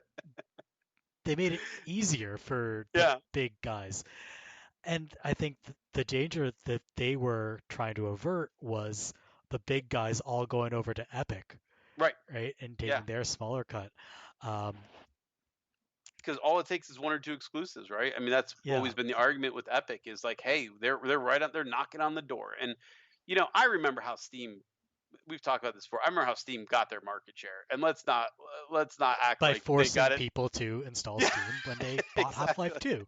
Like, Yeah, yeah, we remember this. yeah. It's they muscled in a lot of weird places that people got angry about. Who I Uh, feel like giving me a shitload of free games is better than making me install it for a game that pretty much any person who gamed at that time was going to play. Yeah, yeah, kind of do. Kind of do. I kind of don't mind free games. So, um, but I think where Epic is losing me is in that little like guerrilla warfare thing that they planned, where this whole thing was, we're going to weaponize 15-year-olds and even younger against Apple. You know, I've I've got problems with Apple. Don't get me wrong, but um, I think between this and I think there was a big ruling about right to repair that they lost as yeah, well. I'm kind of seeing some of those practices with Apple kind of be litigated away rather than yeah. something that the company is doing on their own. So, yeah, I'm interested to see kind of where they end up going long term because, yeah, Yeah, you don't want in the end I don't want like these big tech giants controlling every facet of my life, right, and anything that kind of chips away at that. I mean, it's not necessarily positive uh, in in the short term, and that it might actually cause more difficulties for me. But in the long term, I don't want these giants to be so powerful that anything they want to do, they can do. right, That right. becomes like they're It, not accountable to the populace. They're that's accountable what I to don't their like shareholders at best. when it has to come down to like legal rulings. I mean, I'm never going to trust a company to do what's right. I'm not that naive. You know what I mean? Yeah, But um, when you have to have somebody say, well, you're not technically a monopoly, so you can get away with this, right? Stuff like that. I don't know. I feel like you shouldn't put yourself in there as a company to actually, well, we're gonna have to get a judge to decide if technically we're screwing people. yeah, But it's gonna happen. I mean, all these tech giants, they can't be told no. They're too big. And that's to me the cyberpunkist thing that's going on right now is the fact that we basically got, if this was, yeah. Reality is a more monarchy. cyberpunk than cyberpunk. Yeah, exactly. Yeah. So, yeah, I don't know. I'll be interested to see where all this ends up going, but man, I'll tell you where it is going right now is all these studios changing hands. I gotta think that somehow behind this is something that's leading to the fact that you've got all these studios that more or less are making money through kind of like a million different channels, and people are looking at the cost ratios of some of these studios, and that's why they're bouncing around a lot. Yeah, and that's a nice segue to our third topic, which is studio acquisitions. There were a lot this year, and I think Yeah. the one you're alluding to is Embracer Group buying Yes. basically everything. Yeah. So in February, they acquired Gearbox, Aspire, and Easy Brain. In August, they acquired 3D Realms. Yeah, Hmm. that 3D Realms. Ghost Ship Games makes Deep Rock Galactic, and Slipgate Ironworks. And then in December, even more acquisitions. They got Asmodee, Perfect World, and Dark Horse. Yeah. Like the comic. So the December acquisitions are interesting because Asmodee makes board games. Perfect World is involved in both games and film, and Dark Horse is just comics and film. So they're trying to become like this media conglomerate of some Yeah. sort. Yeah. um, Low rent properties, but yeah, yeah. It's that's kind of what I'm getting to, though. I mean, I do think that there's a reason for all these fire sales, right? And usually it's, well, okay, so where am I going right now to buy a like Gearbox? I think they had their own either store or app or launcher. They always kind of felt like they were kind of hanging out there somewhere mid-tier, game design, game dev. So they bought a lot, and you got to think that there's plan to put all this under some studio and do something with it. I don't know what. I'm not that smart, but um, it's just been weird to see these, just like a studio pops up, they make, let's say, one or two decent games, or they're Yeah. just an old studio that hasn't done anything in forever. So they probably got some kind of rights or something, and they're getting snapped up left and right by these, like, not even like, not always publishers, right? It's not always EA and Microsoft and Sony buying them, right? A lot of Yeah. times it's these weird, well, like Embracer. What are they? What's Carlisle Group? I Like, could not tell you what the Colorado group is. yeah, Netflix is out there buying studios. Yeah, so that's another interesting one. Netflix bought Night School, the people Yeah. who made Oxenfree and After Party. Um, and I don't know, do they just want to make more Bandersnatches? Why would you buy a game Is it studio? cheaper to buy the studio and then make like a Netflix cartoon of Oxenfree than it is to buy the rights to stream Oxenfree? I mean, Netflix especially is always weird. I mean, I've read some of the stories specifically about Mystery Science Theater when they kind of went under the Netflix umbrella. But there's a lot of times where they're like, "Look, is it just cheaper for us to buy all of this rather than license it?" And sometimes they're like, "Yeah, we'll just buy, you know what I mean, this whole film studio or whatever. We don't Yeah, care." because that's a fixed cost rather Yeah, than yeah, a and licensing cost you you have can, to keep paying, right? It's exactly, like and you can rent stream it versus forever. own. Yeah. Um, So it makes I don't know. sense, I guess. Microsoft, I think, made the biggest waves last year with what they were buying. I I think mean, yeah, some. I Bethesda, think right? Yeah. I mean, I think some of the ripples for what Sony was buying was in response to Microsoft, though I don't think they didn't get anything anywhere near the wave, or the Bethesda I, level I just of. think Sony's approach is a little different in the sense that Yeah. they, like, what did they acquire this year? They bought Evo, the fighting game tournament. That was a joint acquisition with a company called Endeavor. They bought Housemark and Nixes. So Housemark is a studio that made Returnal. Hmm. Nixes is famous for their PC ports, like the really good Deus Ex Human Revolution port. That was Nixes. Um, then And they, that coincides with a lot of stuff that Sony's been doing, porting stuff to PC. I yeah, mean, that's Horizon Zero probably been, Dawn, Days Gone, yeah, God of War. God of War, yeah. Yeah, then they acquired Firesprite, who made PSVR games, Bluepoint, who does remasters, it, and Valkyrie, that is mostly a support studio. It seems like instead of acquiring studios to make like the big flagship titles, they're mostly acquiring a support and porting. Yeah, Like no. it's more about shoring up their development pipeline than making new IP. I think that's in line with a lot of Sony's ideas right now. Don't get me wrong, everybody's fucking around with remasters right now. Remasters Yeah, are where we're at, right? Um, but I do think that, like, I think Sony's mindset is, look, we've got a lot of this back catalog that isn't available yeah, for, absolutely. and these are gold mines. And I think that Microsoft maybe doesn't have as much about that because they do have the backwards compatibility. You do see the you do see a bunch of remasters, but it's more along the lines of, hey, we're remastering this game completely. It's not just a re-release to get it playable on your console. It's a Mass Effect level of remaster.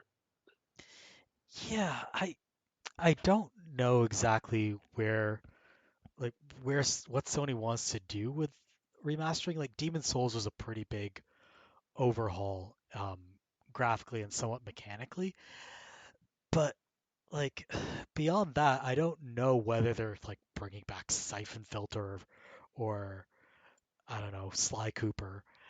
They're like there's so many franchises they could dig back into, and it doesn't seem like they've signaled that they want to do that. So I don't know what their plan is. It's very hard to. They're a much more secretive company than I think they're given credit for. Um, I just don't have a good read on what their plan is beyond shoring up their development pipeline. Hmm. Um, so yeah, I long term, I mean, I don't know what the right tact is. I mean, I've heard that, Microsoft is maybe not extremely happy with where Game Pass is going, but they're locked in. I mean, people are buying consoles for Game Pass right now. I just Yeah. don't think the word is getting out like, hey, you can stream this thing to a tablet. You can, you know what I mean? Like that's where they need to kind of make their inroads in a lot of ways is kind of just explaining the value of the service. But that's, I think, sometimes that's a harder task almost than just what people are used to. Hey, I buy a console and here's the games I can play on it, right? I I'm telling people all the time, I'm like, hey, I want to play Halo. Okay, do you have a pretty much any computer? Because you can play Halo, right? And there's a lot. Well, I want to play good graphics. You can play with good graphics. It's just having to always be that brand ambassador is annoying as a person. So I can only imagine how that is as a company to be constantly trying to sell people on the service. Um, but Yeah, but like, how do I put this? I don't know. I don't know how Microsoft is going to do that through acquisition. Like that seems yeah, like a marketing issue that they haven't yeah, really been able to like Xbox has kind of never been able to square the circle on how it markets itself.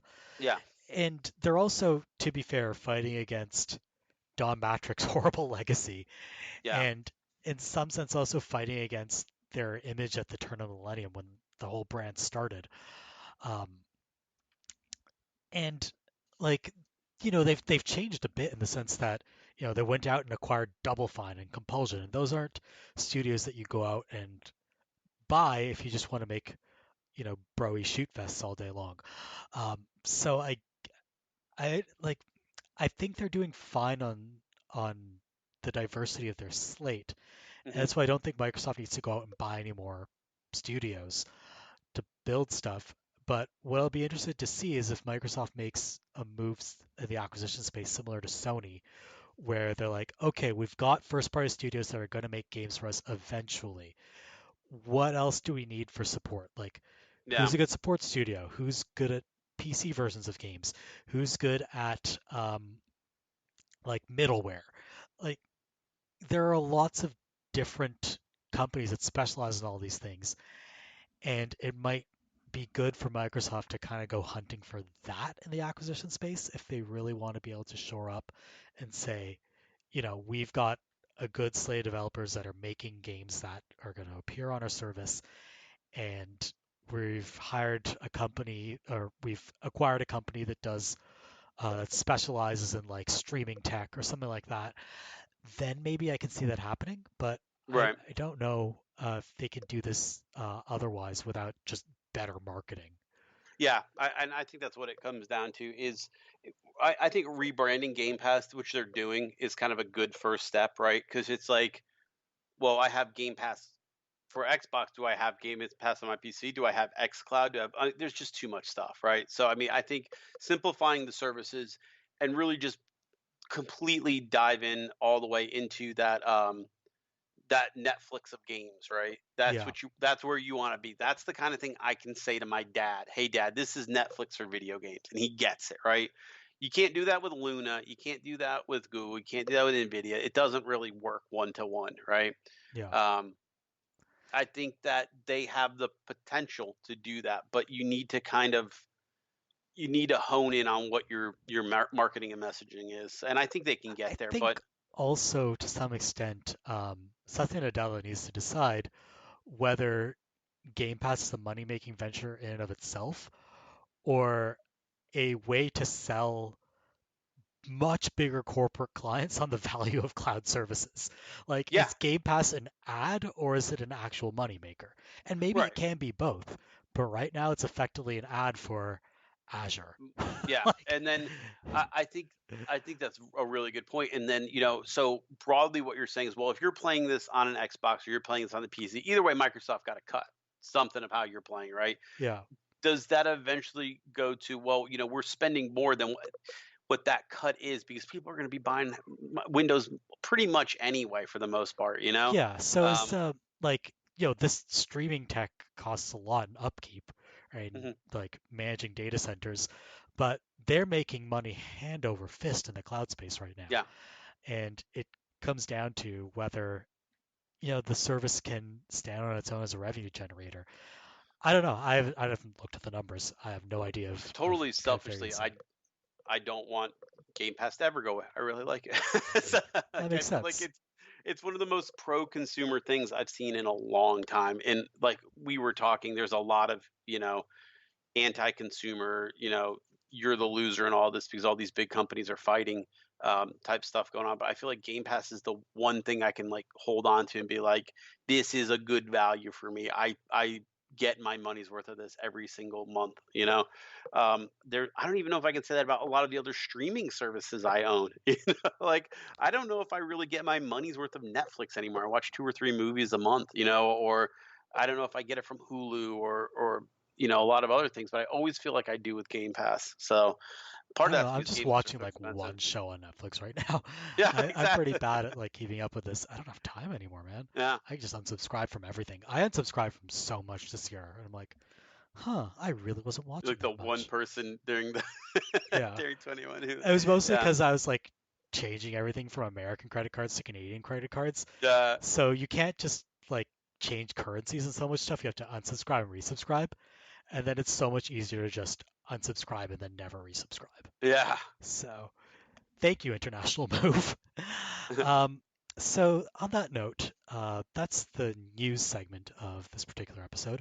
We're now going to throw it on over to the community, who's going to talk about their top 3 games of the year, and then we're going to come back and talk about our best, worst, and most surprising games of 2021. Take it away, community member number one.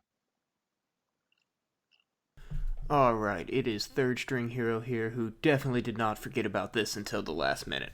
All planned and prepared right here. So, overall, this was a weaker year for me compared to last year, but last year ended up with 4 of my favorite games of all time, so that's a really tough ask to repeat. So, let's jump right in. My number one game this year was Scarlet Nexus. Now, how you fall on this game is going to depend a lot on whether you can get into what I affectionately call anime bullshit, but for me, I was into it all. My complaint with it was that it just didn't get weird enough story wise, and with the branching protagonist, it felt like there was a grander game lurking just beneath the surface if they had just gone a little bit further with that. Regardless, when actually playing the game, once I had my head fully wrapped around all the mechanics, nothing felt as good to play as Scarlet Nexus for this year, at least for me. It comes dangerously close to being unwieldy and having too much going on. But for me, when everything was just flowing right, it was a joy to play, and that's what's really going to stick with me. For number two, we've got Monster Hunter Rise. I don't have a lot to say about Monster Hunter Rise, except that it is a rock solid Monster Hunter game. Some great new monsters and mechanics. If you like Monster Hunter, especially World, you should find something to love here. That's honestly all I got without getting way too nitty gritty here about endgame stuff. But yeah, solid, good game. And third, we have Halo Infinite. And oh boy. So, Halo is the franchise that I most associate with getting me into gaming. In fact, not even just gaming. Halo got me into pop culture, world building, lore. It's the franchise that cultivated how I take in and absorb games and universes because I played the first game when I was 6 or 7, and then I just kept reading all the books and taking in every morsel of information I could find. So, this recent era of Halo has been somewhat heartbreaking. I really disliked Halo 4 and 5, and recent replays of those did nothing to help those feelings either. In fact, they made it worse. Infinite seems fully aware that I am not the only person who felt that way. It is quite obviously a soft reboot of the series, and for me, it worked. Is it perfect? Absolutely not. But it felt like Halo again in the right ways, and with the right changes to bring just enough of a breath of fresh air. For the first time in a decade, I'm actually excited about what Halo will be doing next. I'm even considering reading the recent books. Please send help and stop me. So, yeah, everyone, that's what I got. It's a lot quicker than last year's, but quick shout out to my actual favorite game that I played this year, which was Final Fantasy VII Remake, which actually got a PC release, so technically I'm not even cheating by talking about it here. So yeah, I hope everyone had a good year this year. I wish everyone a great year next year. And everybody, do your best, stay safe, stay sane, and I'll catch you around. Hello, Avocado GamesCast. This is CanadaDave87 here, counting down my top 3 favorite games from the past year. If anyone is going to do a really in-depth investigation here, you'll probably find that my top 3 is actually now different from what I posted for the Pit Awards a couple of weeks ago, because I have since played a game that has wormed its way into the top 3, actually into the number 1 spot. So I won't spoil that. I'll keep it as a bit of a surprise for the one person who notices. But without further ado, here we go. All right, had to pause there for a second because my cat was being very vocal, but my number 3 game from the past year is Inscription. So Inscription is a really cool game that just came out this fall, which it's basically a deck builder, so sort of in the lines of, Slay the Spire or something like that, but it's got a lot of really interesting narrative laid on top. It's from the same guy who did Pony Island and Hex, I believe was the name of his other game. And so if you know those games, it's got some very similar sort of weird meta storytelling going on, which I don't think is maybe quite as successful as, say, Pony Island, but it still makes things very intriguing and keeps you wanting to go through the game. But the real highlight for me is the deck builder that is at the game's center. It's based around this concept of having to sacrifice cards to play more cards to get onto the board. So, for example, at the start of every game, the only thing you can play is usually a squirrel, which is a totally useless card that has 1 health and 0 attack, and so literally the only reason is to play it is so that you can sacrifice it and then play something more powerful. Like, for example, I think it's the Marmot, has a cost of 1, has 3 health and 1 attack. So it's not a great card, but it's much better than a completely useless card. And it's a really addictive gameplay style of deck builder, and I just found there was a lot of interesting ways to approach building a deck. It just really kept me coming back for more, and it really throws some neat mechanical wrenches at you as the game goes on too. So there's lots of different stuff that changes as you go through the game. So very cool stuff. Really enjoyed it. So in my number 2 slot, I've actually got a game that technically came out last year in December, Call of the Sea. So Call of the Sea is a first-person narrative adventure, or a walking simulator, as some might disparagingly call it, but I think many of us who are into these kinds of games have actually come to embrace that term, so I'm just going to use it unironically here, I guess. So it's kind of similar to something like Firewatch or What Remains of Edith Finch, but the difference with Call of the Sea compared to some of those older titles is that Call of the Sea is a bit of a throwback, even in that it's got a lot more puzzle solving and things like that in it. So it's a little reminiscent of some more classic adventure style gameplay. So it's got a really good story, which is part of why I really enjoyed it. It's about a woman who's got this mysterious sickness, and her husband goes off to this strange island in the South Pacific because he thinks it might hold the secret to her disease. He disappears. She goes looking after him, and it's set in this really gorgeous island with lots of ancient ruins and things like that to explore. So all that's really neat. The story is really affecting, and the environment is absolutely gorgeous.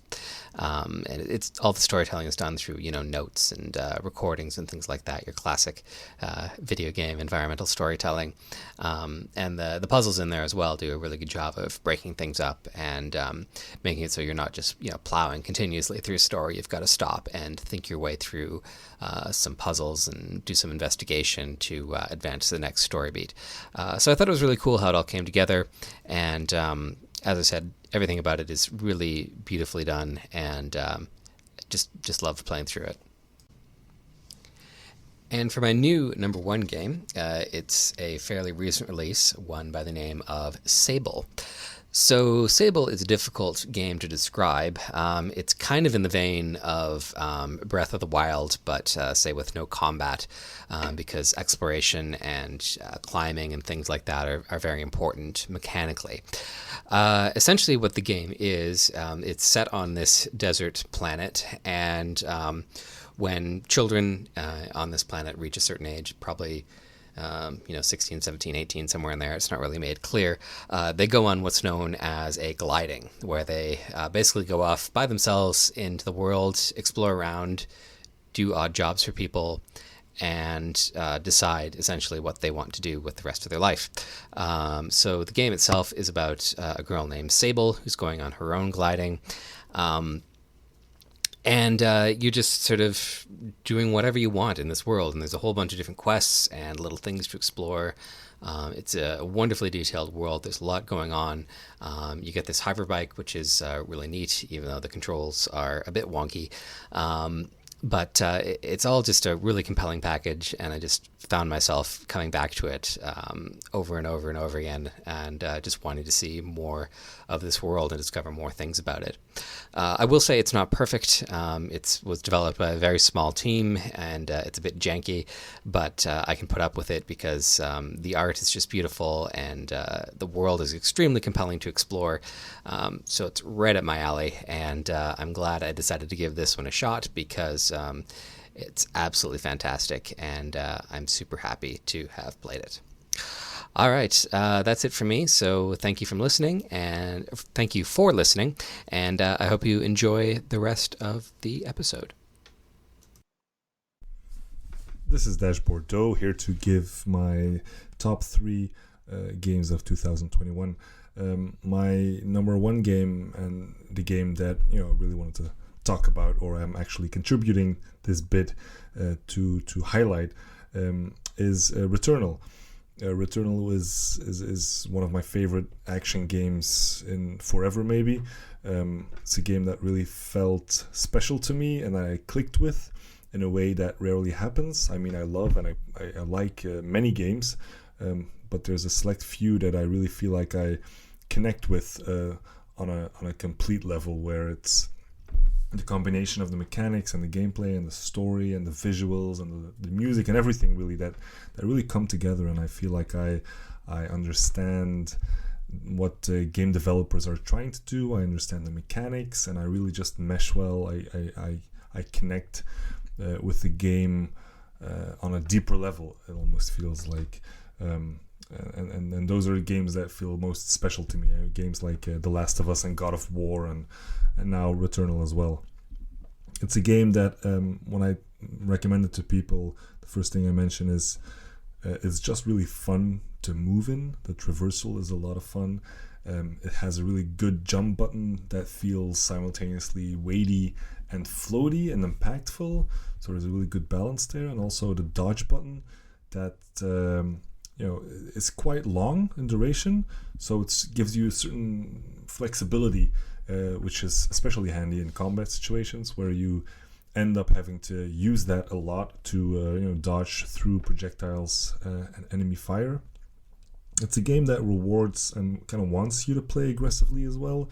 And you have a powerful melee attack, and it is needed to break through some enemies' shields, but at the same time you can also just hang back behind walls and corners and at the entrance, and shoot at enemies from a safe distance sometimes. So there's a flexibility to that combat as well, even though it clearly wants you to play in a certain way, but it doesn't force you to do it, which feels good as well. So yeah, the game just really shines on all points for me. There's a really kind of a heartbreaking story at the center of it all. It's quite ambiguous and vague at times, but it really is worth exploring and experiencing for yourself.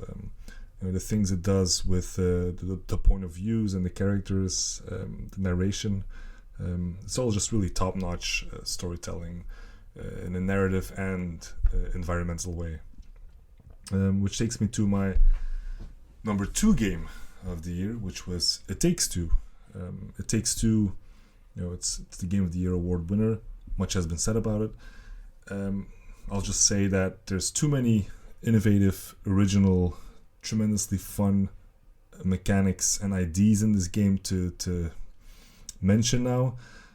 It's definitely worth playing, despite its story. The story isn't very good, I think, and there's some really grating characters in there as well. But the gameplay is so rich, it's so much fun that you really, if you have the potential to play it with a co-op partner, you really owe it to yourself to play it. It's that much fun. And that takes me to my number 3 game, which is Guardians of the Galaxy, which is in many ways the total opposite of It Takes Two. It's a game where the gameplay is very conventional. We've all seen the type of linear exploration and combat before, but it's a game that shines in its story and characters and humor. So it was just a lot of fun to spend time with these characters and go on an adventure with them. And I can, wholeheartedly recommend this game as well for people just looking for a good time. It's nothing complicated, but what it does really well. So yeah, those are my top 3 games of the year. Thanks for listening, and take care. Hello, GamesCast. This is Dramus, and these are my top 3 games of 2021. Coming in at number 3 is Bowser's Fury. This game is a really neat fusion of 2 distinct styles of 3D Mario. On the one hand, the entire game takes place in a single open-world level, sort of like a final form of the 64 Sunshine Odyssey style. It gives the player a huge degree of freedom in how they want to collect the game's various cat shines. The entire game takes place in a stretch of ocean, which you can sail in any direction you please. But on the other hand, this game's wide open sea is filled with islands, and each island is a very linear 3D world style level that has an intended beginning and an end. So you'll be playing an area, and it will feel like you're basically just playing 3D World, except with a free camera. And the cat shines are basically just that game's green stars. But then there will be a couple shines that don't act like this, that aren't on the golden path at all, and you will need to get them by approaching the island from a different direction, or by going to another part of the world and getting a power-up and bringing that back to this island. And there are also cat shines that aren't part of this structure at all, that are just hanging out in the open world in between the main levels. It's really a best of both worlds approach. No matter which version of 3D Mario is your favorite, you will find something to love here. Also, if I can just gush for a second, it's really neat how this game reimagines the power-ups from 3D World as some sort of Mega Man-esque arsenal for you to switch between at will. In this game, you can carry up to 5 instances of each of that game's main power-ups, which is like a mega expanded version of the system from 3D World and a few of the other 2D Marios, where you can carry exactly 1 power-up total in reserve. And it solves the problem found in pretty much all of the 2D or 2D adjacent Marios, where power-ups exist to let you interact with levels in a really unique way, but also they're your hit points. And so, you want to make the level around being a cat that can climb up walls, but you either can't go really deep on that because the player might have taken damage and won't have access to your power, or you go deep on it anyway, and the game's basically just a one-hit point wonder, because if you lose your cat suits, you need to kill yourself and start over. And I think this is a really neat way of solving that problem, because, no matter what, you can just switch to whatever power-up you need, and if you happen to take damage and lose your instance of it, well, whatever, you've got a few in reserve. It does produce an interesting unintentional side effect where you effectively have 25 hit points, so it becomes basically impossible to die to taking damage. But it's a platformer, so most of the times when you die, it's because you fell into a pit. And frankly, Mario games tend to be better when they aren't punishing to begin with, so it works. I feel like this is one that flew under the radar, as much as it's possible for a mainline Mario game to fly under the radar, because people mostly focused on playing 3D World and talking about that. And to be fair, 3D World is an excellent game, and if you haven't played it before, you should. But I think this game deserves the spotlight too. It is really good. At number 2, it's Deltarune Chapter 2. This is completely unsurprising, as I loved both Undertale and Deltarune Chapter 1. Chapter 2 introduces some great new characters. I love new villain Queen and her goofy oh ho ho ho vibe. And as this website's resident Ronaldo Fryman defender, I obviously love conceited gamer nerd Birdley. Director Toby Fox remains a master of comedic timing. Deltarune Chapter 2 is easily the funniest game I played all year. And in a year that included Psychonauts 2, that's no mean feat. It also has its darker moments, of course. Like Undertale, Deltarune is interested in the inherent contradiction of granting a human player agency in a story with otherwise scripted, fully fictional characters. There's a beautiful tension surrounding protagonist and player character Chris. They fully exist in Deltarune's world, a neighbor and classmates to all the other characters, except the Chris that's described when discussing shared memories never really matches up to what Chris is like when you're in control. There's almost certainly some big capital P plot payoff coming for this in future chapters, but even as pure setup it stands as its own. I think anyone who's ever dealt with depersonalization can relate to this feeling of being the only one who isn't real. But what I love most of all about Deltarune is how it isn't just another seemingly happy game with a dark secret. The lightness is important, the darkness is important, it all matters, and it's all equal. This isn't a game about pulling the rug out from under you. Every moment, from the simplest pratfall to the most thought-provoking meta-commentary, is earned. I'm very happy this game exists, and I cannot wait for the next installment. And my 2021 Game of the Year is Rhythm Doctor. Rhythm Doctor is an excellent indie rhythm game in the vein of something like Nintendo's Rhythm Heaven series. It's a game where, say, one level tasks you with hitting the spacebar every fourth downbeat, and then spends the entire song getting wilder and more arrhythmic trying to throw off your internal pulse. It's a game that is wildly inventive, doing things with the actual game window that I don't think I've ever seen before. It's a game where you don't succeed by reading visual cues or by thinking about what's going on. You can only succeed by feeling the groove, which consequently makes it kind of hard to describe in words. I'll probably link some examples of gameplay in the comments, and if you're at all interested in this phenomenal game, you should absolutely check them out. But what I can describe in words is the game's story. The premise of Rhythm Doctor is that a new technology has been developed that allows for remote treatment of heart patients. You play as an intern in this program, helping out at a massively understaffed hospital. And while most of the game's story comes from getting to know your various patients, this undercurrent of societal collapse runs through it all. Like, in one level, you're providing emergency care to a conservative politician. And then shortly after, one of the hospital's 2 full-time doctors is running herself ragged while he's on TV yelling about greedy doctors stealing from honest taxpayers. So Rhythm Doctor isn't just about neat rhythm game design stuff that gets nerds like me excited. There's some real emotional heft here too. It's an astounding game. I am dying for the next update, and I implore you to give it a try. Hello, fellow avocadoans! LittleMac coming at you with my top 3 games of 2021. I've got my phone on silent now, so hopefully I will say the exact 6 minutes of things that I just said, and then 1 more minute to round it out in this new take. Top 3 games of 2021, but before I get into them, quick shoutouts to 3 games that didn't make the list. My true game of 2021, Ultima 5 Warriors of Destiny, cannot go on the list because it did not come out this year. It was not remade, re-released, remixed, remastered, or anything this year. Nonetheless, I spent more time playing it than any other game this year. I absolutely loved it. If you like RPGs at all, this is worth checking out, and not in a historical interest way, like a lot of really old classic RPGs might be best appreciated. This is best appreciated as a game that is really awesome, really interesting, compelling from start to finish. Check it out if you have any interest. Honorable mention number 2 is to Shin Megami Tensei 5, which I received for Christmas and will play for the first time after I record this. From what I understand, it's pretty great. It's probably going to turn out to be top 3 worthy. But I can't put it on the top 3 now. What would I say about it? I heard it's good. That's stupid. Perhaps a dishonorable mention. The one game of 2021 that I did play this year, of the 4 games I played this year, that were released this year, that is not on the list. Voice of Cards, The Isle Dragon Roars, the card-based JRPG by Yoko Taro of Nier fame. It's a really interesting idea with its card aesthetic. It's got a fun narrative. It's got beautiful music. It's got nice art.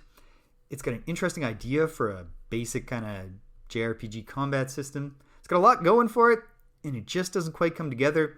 And then also mechanically, not mechanically like in the sense of a piece of software, it doesn't run well on the Switch, even though the aesthetic is playing cards, non-animated playing cards. It just, there's constant little tiny load times that, as you probably know, add up when you're dealing with a JRPG that is constantly transitioning from an exploration screen to a random battle screen and back, and then you got to go in the menu, use a healing item. It's very frustrating. It's disappointing. It's interesting. I wouldn't even not recommend it, but it just didn't quite come together. That's a shame. Third best game, the bronze of 2021, goes to WarioWare Get It Together. If you're not familiar, the WarioWare series gimmick is that it's a series of micro games. You get a little game, pops up on screen, it's got wacky graphics usually, or sometimes it's got it's using the graphics of some classic Nintendo game like Metroid, but it pops up on screen. You get one or two words of instruction. A big nose appears and a moving hand, and it says pick it. And every game is controlled with the 8 directions and one action button, but you don't know what the controls are for this particular game. And you've got a very short amount of time to figure out how to play the game and to win it. And then another game comes at you, and then another game, and another game, and the pace picks up. It's really fun. The twist that Get It Together brings to the table is that you're not controlling the game directly. You're controlling the different WarioWare characters who have previously just been, kind of flavor. Now they're actually a mechanical part of the game. They each have their own control scheme, still just one button and the 8 directions, but they all move differently. Some of them are better suited to some games than others, but you don't get to choose. You pick a trio, and then it matches one of your trio to the game that just came up. You got to figure it out. Sometimes you get dealt a bad hand. You got to figure it out. It's fun. It's challenging. It's built for co-op. Can you and a friend sometimes cooperate, sometimes just stay out of each other's way so that one of you can get it done and keep beating these games? I've heard it's got a lot of cool party game, post-game content when you complete the campaign mode. But I like to play co-op games with a partner, and my girlfriend finds this game very stressful. So we've been playing it in micro bite-sized pieces since it came out in October, and we still haven't finished the campaign. Looking forward to that in 2022. The silver goes to Bowser's Fury, a piece of add-on content that rises to the level of being a whole new game that Nintendo added to the Switch re-release of Super Mario 3D World.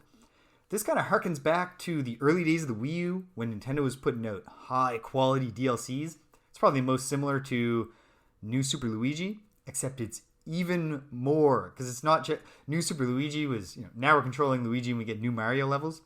This is, we took the Super Mario 3D World engine, which is built around a fixed camera and, course-based levels, and we made it open world. The entire world is just there, accessible to you. Well, you unlock bits of it as you collect more stars, but it's just all there. You got to run around in this strange place while Bowser, in Giga Bowser form, occasionally shows up at random moments and messes up your stuff, which creates some really interesting emergent gameplay.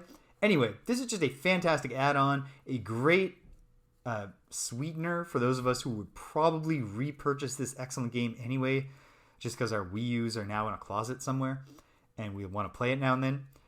It adds something to the deal. It's great. It's terrific. I really appreciate that they did this. I hope they do more of this with future re-releases of games. It allowed them to do something also. Last thing I'll say is that they did something here that you would never, you never get a full mainline Mario game built around the various gimmicks of Bowser's Fury. And yet it's great. And now, I'm running out of time, but the gold, the best game I played this year, a drum roll, Metroid Dread. Not a whole lot to say about this one because it is 2D Metroid. It was a delightful surprise that they announced it very shortly before it came out. It is the furthest along in the Metroid timeline, so if you're really invested in the Metroid plot, we got a little bit more of it. More importantly, we got an excellent 2D Metroid game that has probably definitely the most fluid, satisfying play control for Samus Aran that any Metroid game, 2D Metroid game, has ever had, and frankly also the Prime games aren't as satisfying as this. It's great. It's a lot of fun. It even has insta-kill stealth sections that are rewarding and mechanically satisfying. What a game. All right, I'm out of time. Happy holidays, folks. Stay safe. See you in the new year. Looking forward to another year chatting about video games with you once to twice a week. Bye-bye. Hi, it's Science, and it's that time of the year. It's my top 3 games of the year, starting with number 3. It's Unpacking. It's a little indie game that I've played this year. It's a little fun little game that just a couple of hours long. The gameplay is quite simple. You have big boxes that you unpack, and it's an isometric view of different rooms in your apartment, and you unpack regular household items and you find a place for them in your house. And then if you do a good job, the game tells you, yeah, you completed this level, let's move on. And it takes you from chronologically through your character's life, starting with your home, living with your parents in a studio apartment, and moving with other people. And it tells a story through objects. You know, there's also always a time skip between levels, right? Like I said, you move on, you unpack to your new home with your parents, you complete that, and you move to your studio apartment, you complete that, and it jumps you forward to moving in with a couple of people. So there's always this time skip, and it tells a story with like which objects you threw out, which objects you kept, which objects were given to you by other people. It's very fun to see what exactly you can determine and which objects you can remember between these levels and throughout your character's life, and how much it tells you about the story of your character. It's a very, very fun idea, and I think that it really does shine a little bit of light on the objects in your life and how much they can tell a story about you and about where you came from and where you're going. And it really made me think a little bit more about that. Also, it's a sweet story and very addicting gameplay, actually. I just like finding some places for my stuff and then being told I did a good job. So highly recommend it. Not everyone will obviously like it, but those who will very much enjoy it. Second game of the year is Psychonauts 2. This is a platformer, a sequel to a game from 2000s, something about around 2000. You play as Rasputin, a kid psychic that goes into people's minds to fix their issues. And while the gameplay isn't very complicated, or complex, I might even say, there's just simple platforming mechanics and fighting mechanics. The real fun is in exploring the imaginative levels that the game is packed with, and the levels are, as I said, very imaginative. They are the minds of the people. Right, so that you go into the minds of these people and you end up in these levels, and there's so much detail and care that went into each and every level that it's just very, very much fun to extremely interesting exploring these levels and these spaces, and seeing the depth of these characters that they are hiding from the world. So really well developed levels and characters. The story just stumbles a bit at the beginning, but it gains momentum later on. There's good voice acting, and it's just a fun game, I think, overall to play through and to experience. Not one I 100%ed, but definitely one that I would recommend people play because of how imaginative it really is and how creative everything is in the game. And my number 1 game of the year is Resident Evil 8, or Village, whatever you want to call it. It's the 8th Resident Evil game. It's a first-person perspective survival horror action game. That's a mouthful. And well, what do you do in the game? And you basically go around and shoot big bad guys, big enemies. There's also a lot of exploration, some scares, and puzzle solving, and key hunting and all that. And it all does everything extremely well. It's very polished. It's very fun to play. There are a couple of like 4 acts in the game. I suppose I could describe it as acts. I suppose, and each one of the acts is more focused on different area of the gameplay.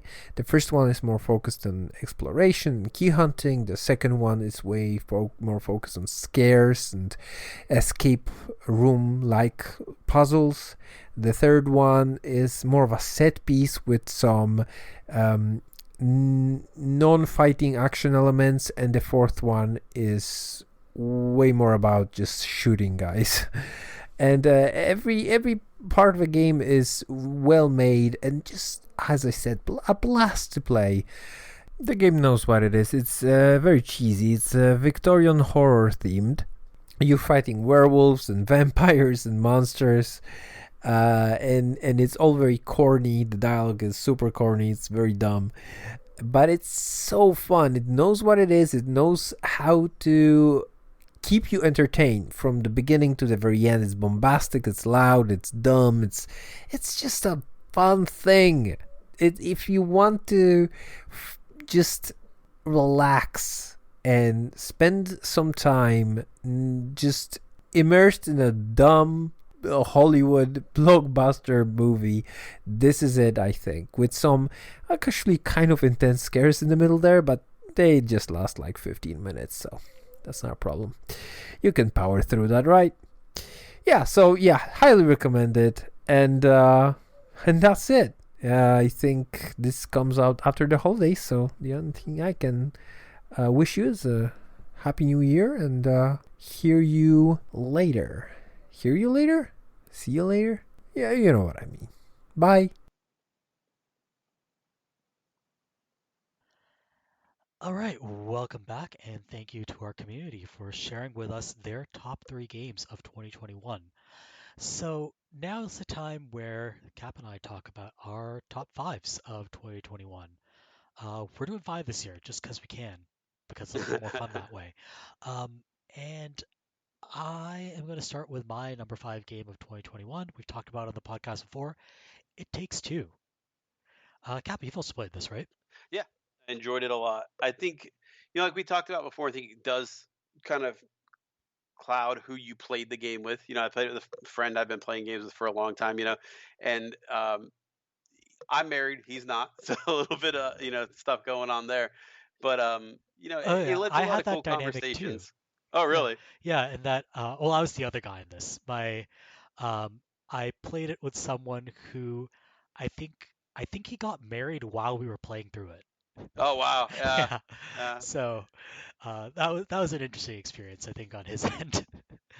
But I think anybody can appreciate, that kind of like relationship going slash gone wrong, Yeah, thing. So I think that's pretty universal. And, it's a weird game to talk about, like, what you did and didn't like about it, because it almost all comes down to like how you feel almost about certain relationships. Like, I feel like a lot of people play that with someone in mind, especially like for yeah, me, it wasn't necessarily my wife, but an ex, and like that kind of colored how I thought a lot about the game, because it's hard to think about, when I've been married. Oh man, I hope she's not around. Like 16 years, 17 years now. So like we're well past the like, hey, this isn't gonna work out. We're gonna, like, we got 2 kids. We're well entrenched. We're gonna argue it out and get to where we need to get. But yeah, like, I really had a more fallback on past relationships to kind of like, think about, oh, well, these were the emotions I was feeling. These were the, you know, this is how this would have hit me totally different in this moment with this, or things like that. So, um, I really enjoyed it. I thought it was a good game. yeah. What I really enjoyed about it um, was how it delivered a new gameplay idea Hmm. basically every half hour, and um, I've been what other people point out to me is that it kind of follows the Nintendo school of design, where they Yeah. introduce a new mechanic to you, then they complicated, and then they do a showstopper with it. And you can see that pattern repeating throughout the game, but the implementation is seamless. Like Yeah. you almost don't even notice that it's slowly complicating the use of the mechanics as you go through it. And one of the smart things about it, though, I think that that differentiates a little bit from the Nintendo games is that it doesn't make it about me beating you necessarily, right? Like we get through it together. If I win or you win, it doesn't really matter, you know. It's Yeah, not so Mario it's not like Party the where races in Super Mario 3D World.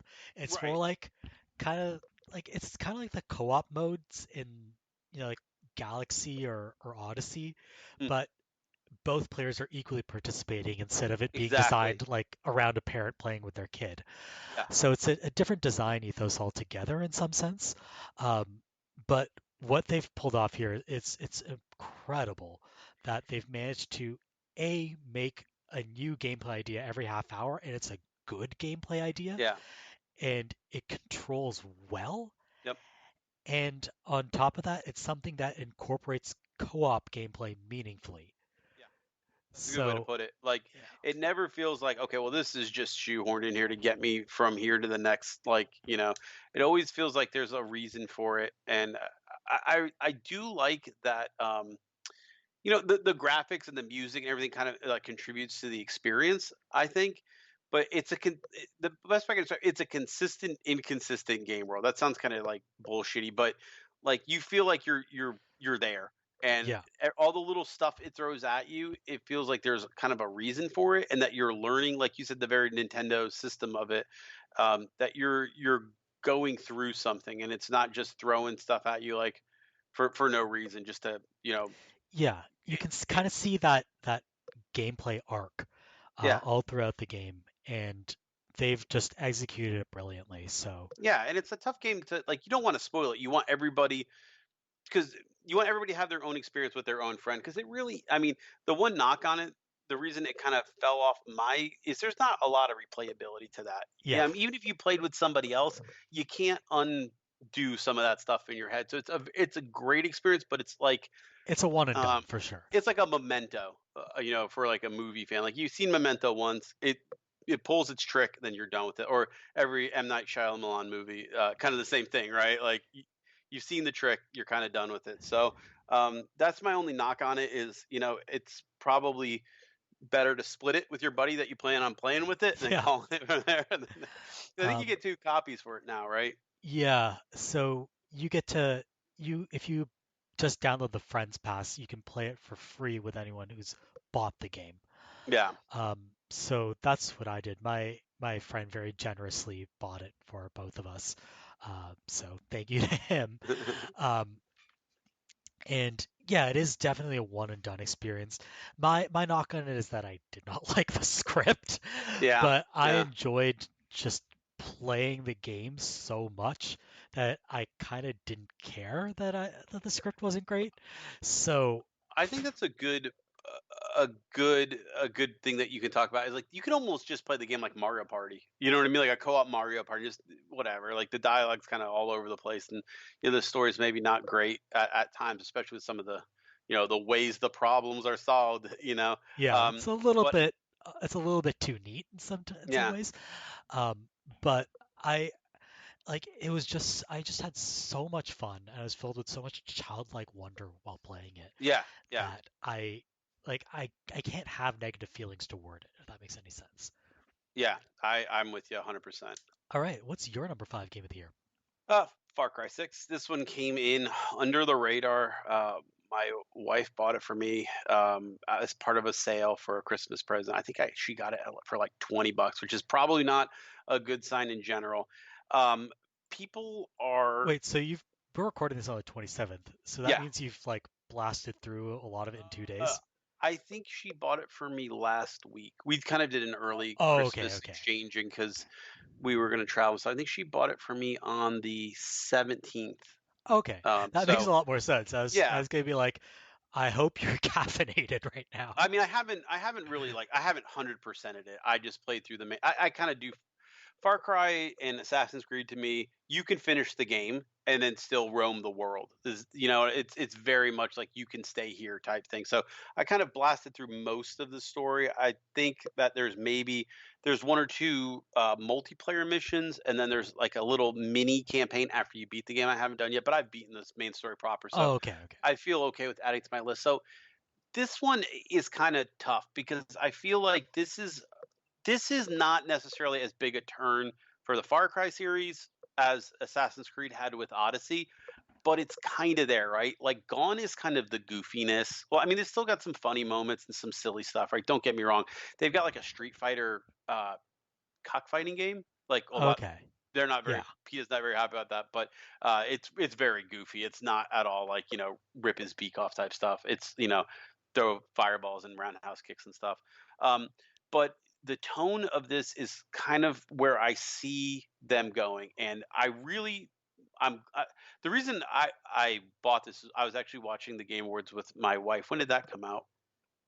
The Game Awards were on December 9th. 9th. Okay, so Giancarlo Esposito came out there. I even made the comment. I'm like, this guy's gonna make me buy this game because his personality is just so So I really wanted to experience that story, and then the story. I mean, everything's gonna be kind of mushy as far as because it's not real world, but basically Cuba, not really Cuba, but kind of Cuba, has discovered the cure for cancer. It's killing the people of the island, but they're able to export it and kind of maintain their position in the world. There's a lot of hints of revolution. There's the guerrillas who fought in the the revolution in the 70s versus the new generation who wants to do everything on social media and stuff. And it's got a lot going on there. It's a very heavy feeling game. I think that's interesting because it's not. You mentioned that because not something I've seen mentioned in any Yeah. review or writing on the game, where that it's in large part about generational conflict and activism. That's exactly what I was going to get at. It's the game. The narrative itself is about the cycles of revolution. I've never seen anybody else talk about this, but I thought it was really interesting to say, like, look, there's these guys in the 70s. They fought a war. They toppled the regime. Shit went right back to where it was. And they're disengaged from it. They're happy on their own little corner of the island. Leave us alone. We're going to do our own thing, right? Versus the hey, we're going to get really involved and hack some Twitter accounts, and that's going to change things, right? Yeah, So like like almost like hacktivism versus on the ground activism. exactly, yeah. So Yeah. like there's a whole like faction that you have to get, and their whole thing is we're going to write songs that tears down the regime, like these idealistic artist types, right? And then there's the other faction is like, hey, we need to go get a tank.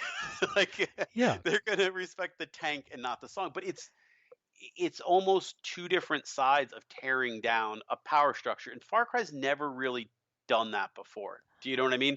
Yeah. And then the third faction you've got to engage is basically the people. There's like a tribe of farmers who are very influential. They're poor, but like the army basically only recruits from them.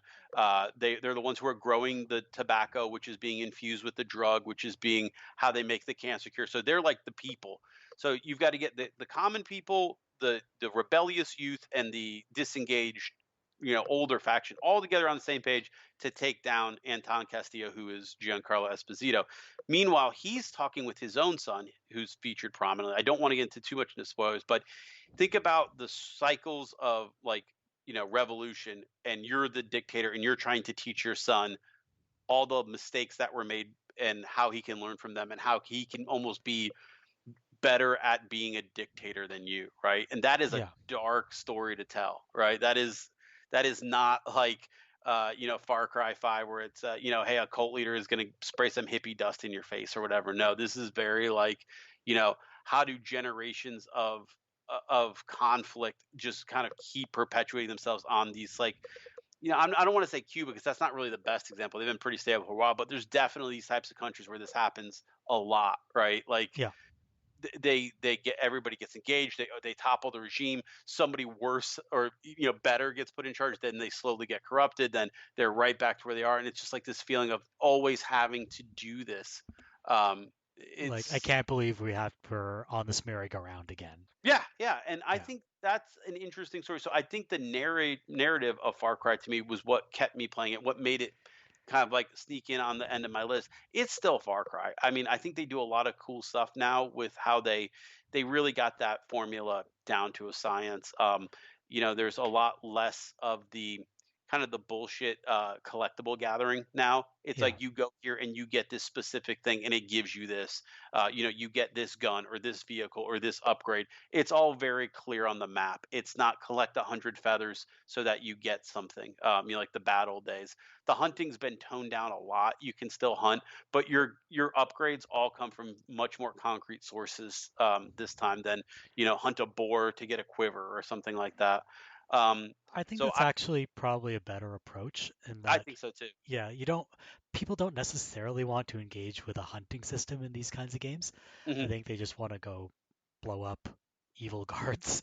Yeah. Uh, So what they so did instead now is they gave you like 50 different like item sets, like gear sets. And now if you want that gear set that helps you hunt better, we'll go hunt, like so you pretty much play into that. There's fishing and all the other side events, but you don't really have to engage with them as much as you did in the past games. It's a lot more optional feeling, and you really feel that the day-to-day stuff is your war versus the regime. And I don't know, I like that kind of stuff. That's not really, I think one thing that Far Cry does that a lot of people miss is it tells stories you don't really get anywhere else, right? Like I can't think of many other games, maybe Red Faction, that's been a dead series now for probably 20 years, where you're toppling down a corrupt regime from the inside by working with factions from within. You're not just a one man, wrecking crew space marine against demons.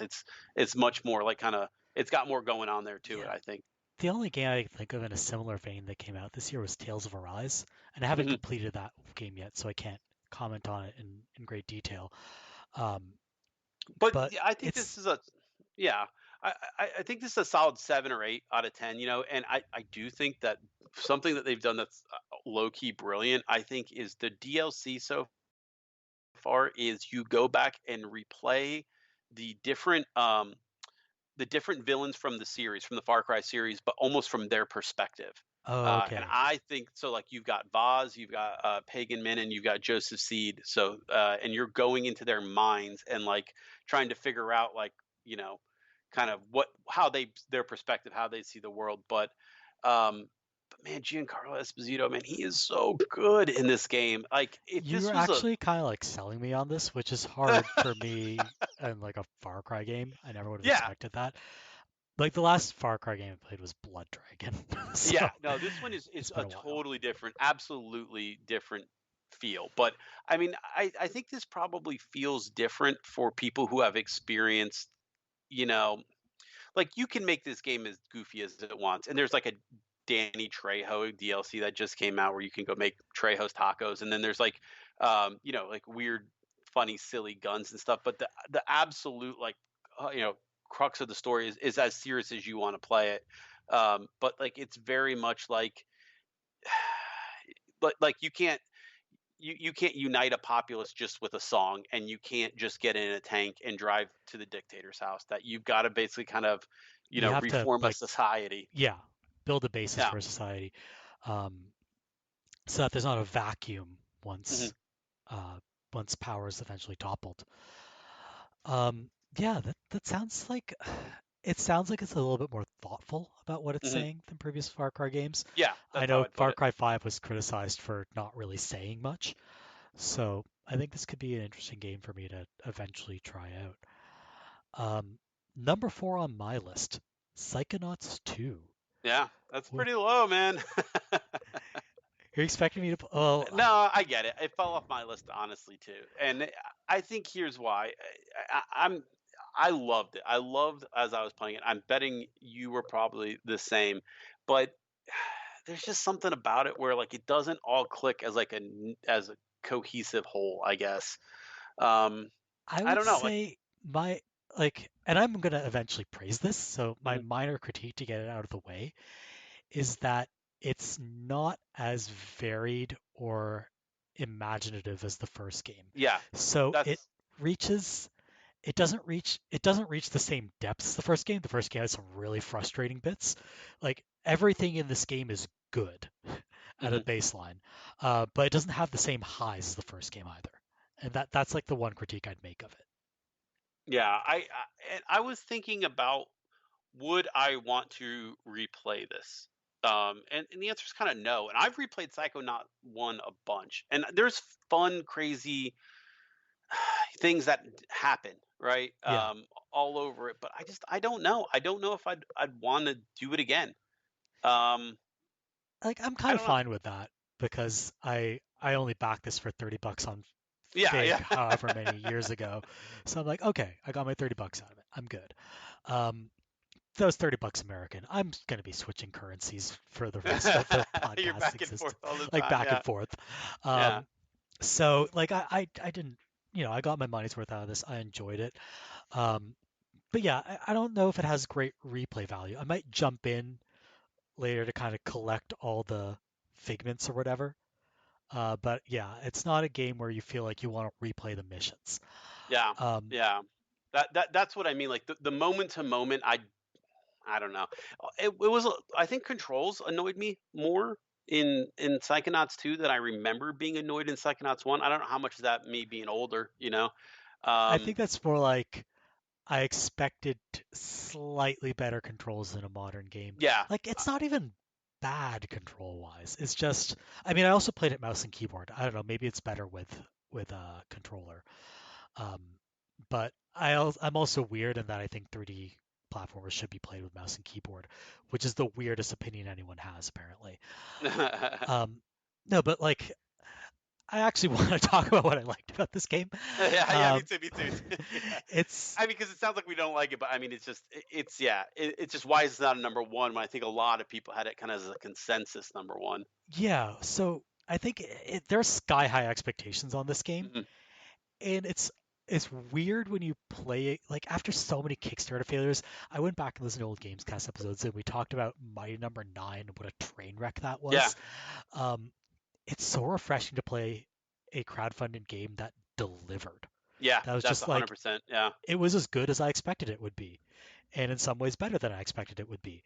Like, um, it's just as funny as the first game. In some places, even no, funnier. Um, like just exploring the different worlds is fun. The challenges and the platforming are creative. The levels are imaginative, and I think one of the things that I was a little apprehensive about was I didn't know that they had more story to tell. yeah, I And agree. what they managed to do was tell this very difficult, nuanced, and morally gray story that you wouldn't expect from this brightly colored game. But it's not a miserable game. It's not one of those things that's like, when people talk about morally gray stories and it's really just some dude being evil, but the story is not willing to condemn him for being evil. Yeah, yeah, yeah, Like, no, this is a legitimately morally gray story. There is an evil guy, and the story's like, this is an evil guy, but there's also people who did things that they shouldn't have done to stop the evil guy, yeah, yeah, and people who help the evil guy not knowing that they're helping the evil guy, and stuff like that. Um, it's a really well told story for a game that involves vomiting yeah. Goofy puppets in a kids, cooking yeah, show. So, goofy shows, yeah. like, I liked it a lot. I mean, it's something I would definitely want to maybe like watch my kids play, if that makes sense. Do you know what I mean? But like, there's yeah, just something about the core gameplay of it where maybe I've just gotten bad at 3D platformers. You know what I mean? Like that's yeah, very possible. But I just a little bit found myself struggling with the game, and I didn't know. I couldn't tell if it was me, if it was the game, but like there was definitely parts where I was like, this should be easier. This shouldn't be taking me this many tries. And 3D platforming, I think, is a skill. It's like anything else, like a shooter or yeah. anything else, you know. But I don't It's know. actually surprisingly hard at some points, Yeah, which yeah, like nothing's meat circus level difficult here. You're not going to be banging your head against a wall, but they did not tone. One thing I was really worried about was that they would really tone down the difficulty, and I think they struck the right balance. But yeah, I there are do too. definitely a few bits where I was like, okay, this is my 10th try, and this is a little ridiculous. Yeah, and Uh, it had so many like cool scenes and settings, and it was a good game to look at. I don't know if it was, you know what I mean? It wasn't stretching out my Xbox or anything. I know it's been in development forever, so that makes sense. But like just with art direction, they do so yeah, much. Yeah, and I mean, like, it does a good job of maybe like not totally nailing like things like addiction or something like that. You know what I mean? Like, it doesn't really get all that down, but it at least treats it seriously, and I do like that. So Yeah, it's a good game. the first game could get a little bit. I think it could be a little bit cavalier Yeah, in its treatment yeah, of mental illness, and this yeah. one I Just think was shoot a the lot problems more. away. Yeah, this one was a lot more nuanced. It's like we Yeah, didn't solve everything, we helped, but yeah. the problem Some was ways we still made there. things worse. Yeah, Yeah, yeah. But I think it does a good job of really explaining, like, hey, it's fun to be creative and work your way through this and have a good time with it. But it's a very good game, and that's why I think we were talking about. We were surprised to see it totally blanked at the Game Awards, right? I mean, just yeah. I thought for sure this was going to come away with 1 or 2 awards. I thought direction. I mean, I Yeah. really did. It felt a very tight experience, and none of my problems were with the story at all. So Yeah. Oh, yeah. I thought it could have taken best narrative as well, for sure. oh, narrative would have been perfect. Yeah. Yeah. What was your number 4 game of the year? Tony Hawk Pro Skater 2 remaster. I got 2 remasters on my list. I can't help it. It doesn't have all the original songs, but man, did this! I mean, this is my nostalgia trip. Everybody's got theirs. I know, but Tony Hawk. Well, I think when Tony Hawk Pro Skater 1 came out, that was to me that was kind of like a revelation because I was skating at the time. All my friends were skating, and I was like, I actually kind of like this more Yeah. than going out and skating. The soundtrack I think was what most people kind of bring up, but this came out in 19. Tony Hawk originally came out on a summer where I broke my leg. Oh, Um, yeah. Yeah, I think you told the story on the yeah, podcast before.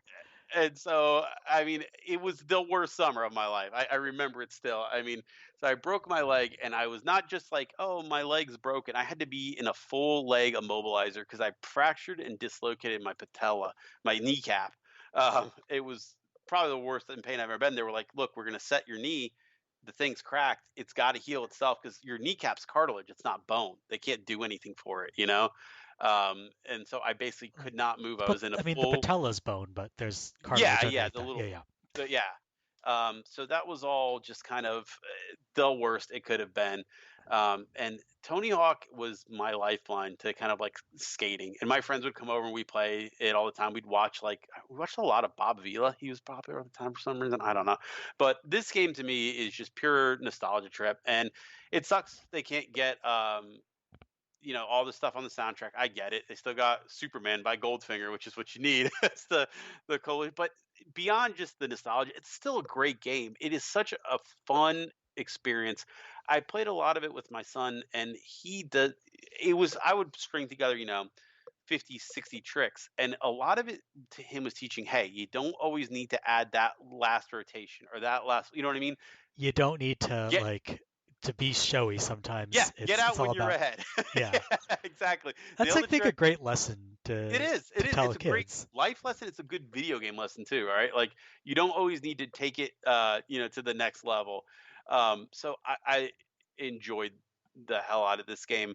I think it technically came out on Xbox in like tail end of 2021. So September 2020 is when it released on Windows, PS4, and Xbox One. Yeah, The current gen ports came out in March of this year, that's when I got it. and Yeah. June 25th for the Nintendo Switch. And I think I pretty much played this game all summer.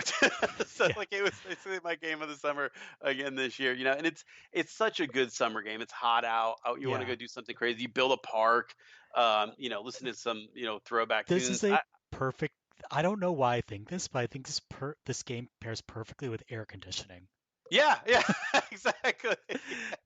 Yeah, just like sitting on the couch. But I mean, it had a lot of the good returning songs, had a lot of the new good songs. I can't complain about, they put in a lot of kind of like the newer version of a lot of the bands that were on there, I guess.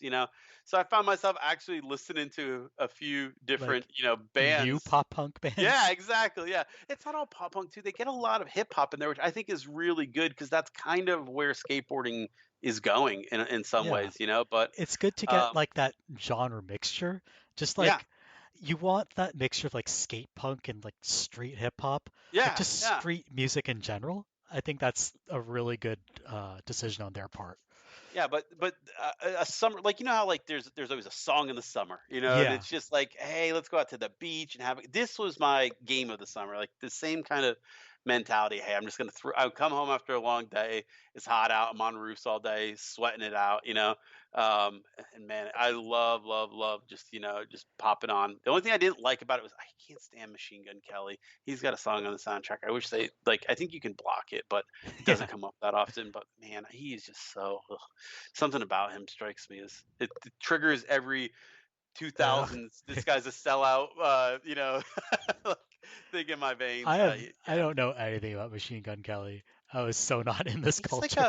like a failed rapper who kind of got into pop punk, but he does pop like a version of pop punk that's like I don't even want to say emo. It's like complaining about girl pop punk, which Oh doesn't yeah, always that work. that has not aged well Yeah, at all. That has yeah, not aged well. yeah. Um, So what do you got for number 3? Number 3 is a game called Adios. S- Ah, Ugh. this was the one somebody told you about, right? Yeah. Somebody told me about it, and I can't Yeah. figure out who it was. Yeah, It's like a that's what I little was gonna fairy say. dropped into my life. It was like, you have to play this game, and I went out and played it, and now I can't find that fairy. I just remember this. I was reading about this when you were talking about it, and this game feels heavy. It's But very heavy. Like I don't usually recommend games outside your typical genres to you, mhm, but this is only 2 hours, and I think you would actually really dig it. okay. Yeah. So it's essentially a stage play, but as a video game. And I don't mean like it's actually set on a stage, um, but it has the vibe of a play. So the premise is that you are a pig farmer who used Mhm, to dispose of bodies for the mob, but now you're old and you want out. So you talk to your friend, the hitman who works for the mob, who's kind of the intermediary of this arrangement, and he tries to convince you, no, you can't get out of this. You should stay in. Come on, we've built up a solid relationship over the years. Think about the consequences of doing this. And you have a conversation about this over the course of, like, let's say a little bit over an hour, mhm. as you go around doing various tasks on your farm with him by your side and occasionally assisting. Um, and then it slowly reveals to you as you play through this conversation, you get hints of this, and afterwards, once the hitman leaves, you start to understand the true depths of the farmer's dilemma and why exactly he wants out and what the consequences of doing that are. And then it builds up tension from there to a finale that I won't spoil. Yeah. Um, it is like what some people disdainfully call a walking simulator.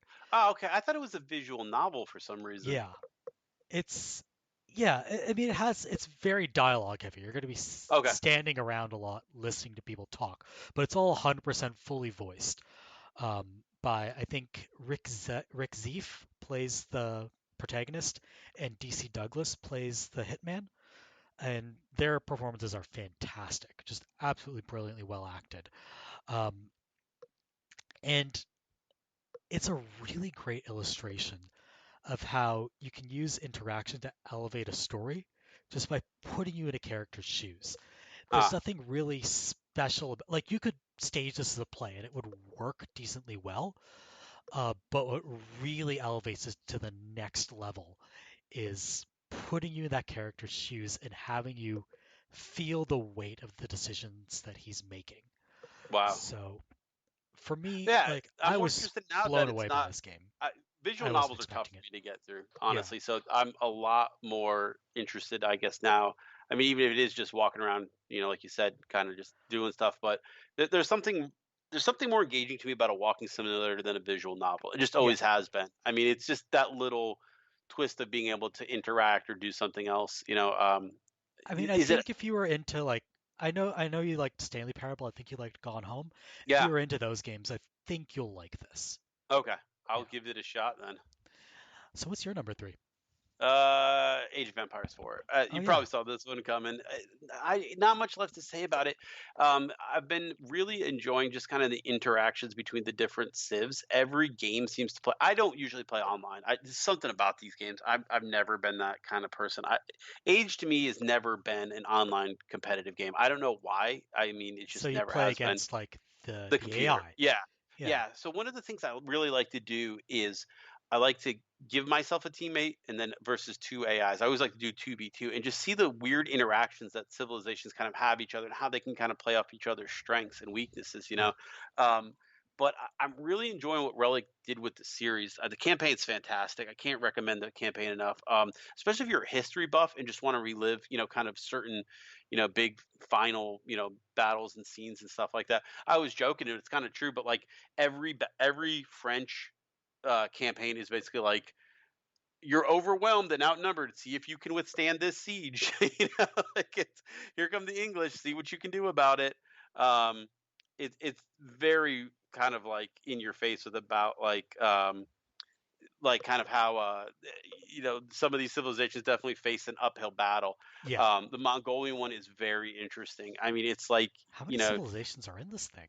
oh man, and what's interesting is what the civilizations are. So I'll try to let me look it up. It's not just the fact that it's like, so there's the Rus, right? How many times have you played a Rus, you know, civilization? You've got the Abbasid dynasty, the Chinese, the Delhi Sultanate, the Holy Roman Empire, the English and the French, and the Mongols.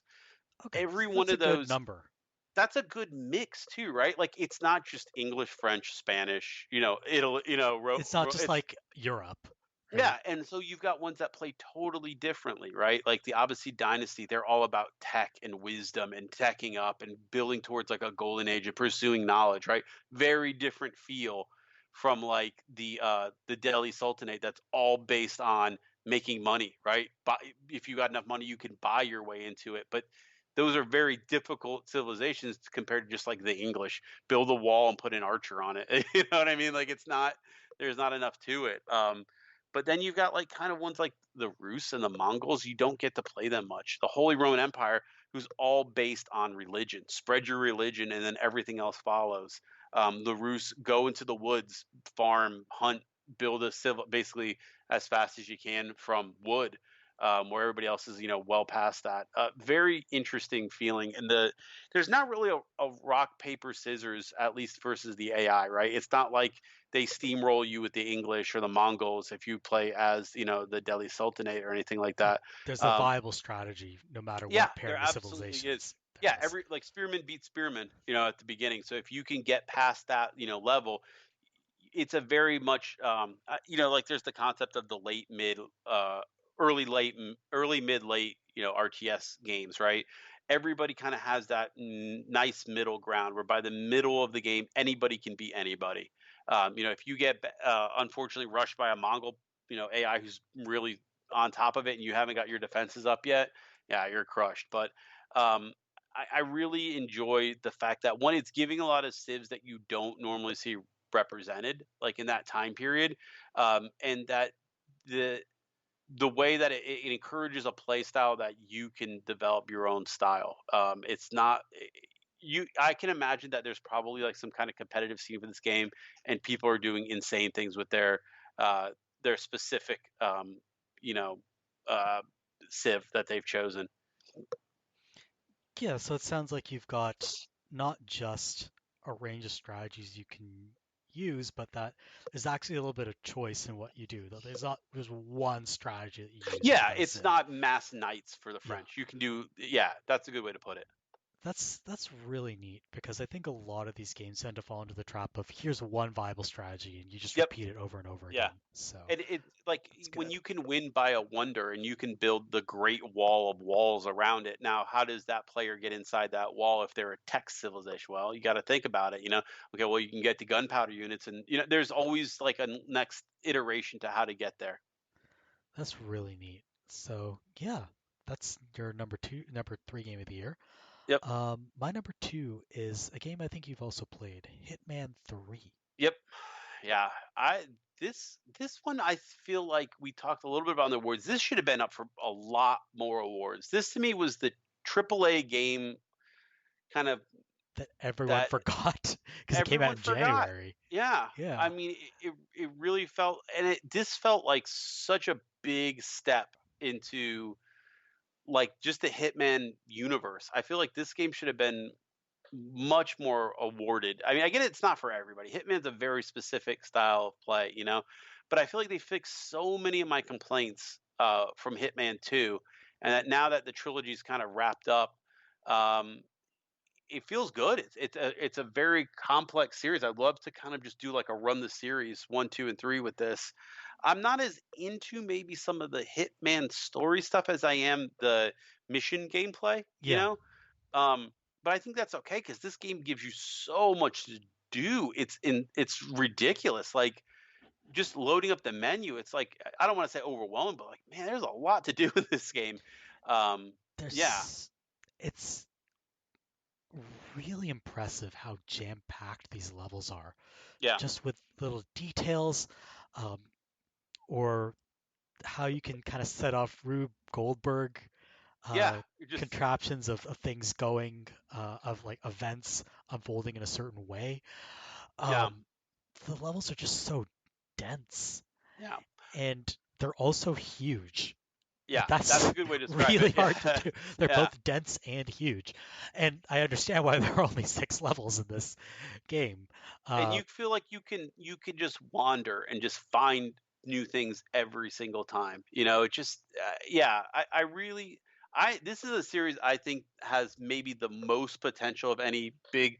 You know, a lot of what we're talking about is remasters and stuff like that. But this yeah, to me feels like a series that's got maybe the most promising like future. Like if I was really like wanting to stake what franchise we're talking about in 2025, I bet you it's whatever the new Hitman trilogy is. It just felt like they got it all together, right? Like they just figured yeah. it out. Well, IO Interactive's next game is with the James Bond license. Yeah, yeah. So I'm someone Now who's never liked James Bond, and that's going I to be am really interesting. super excited for this.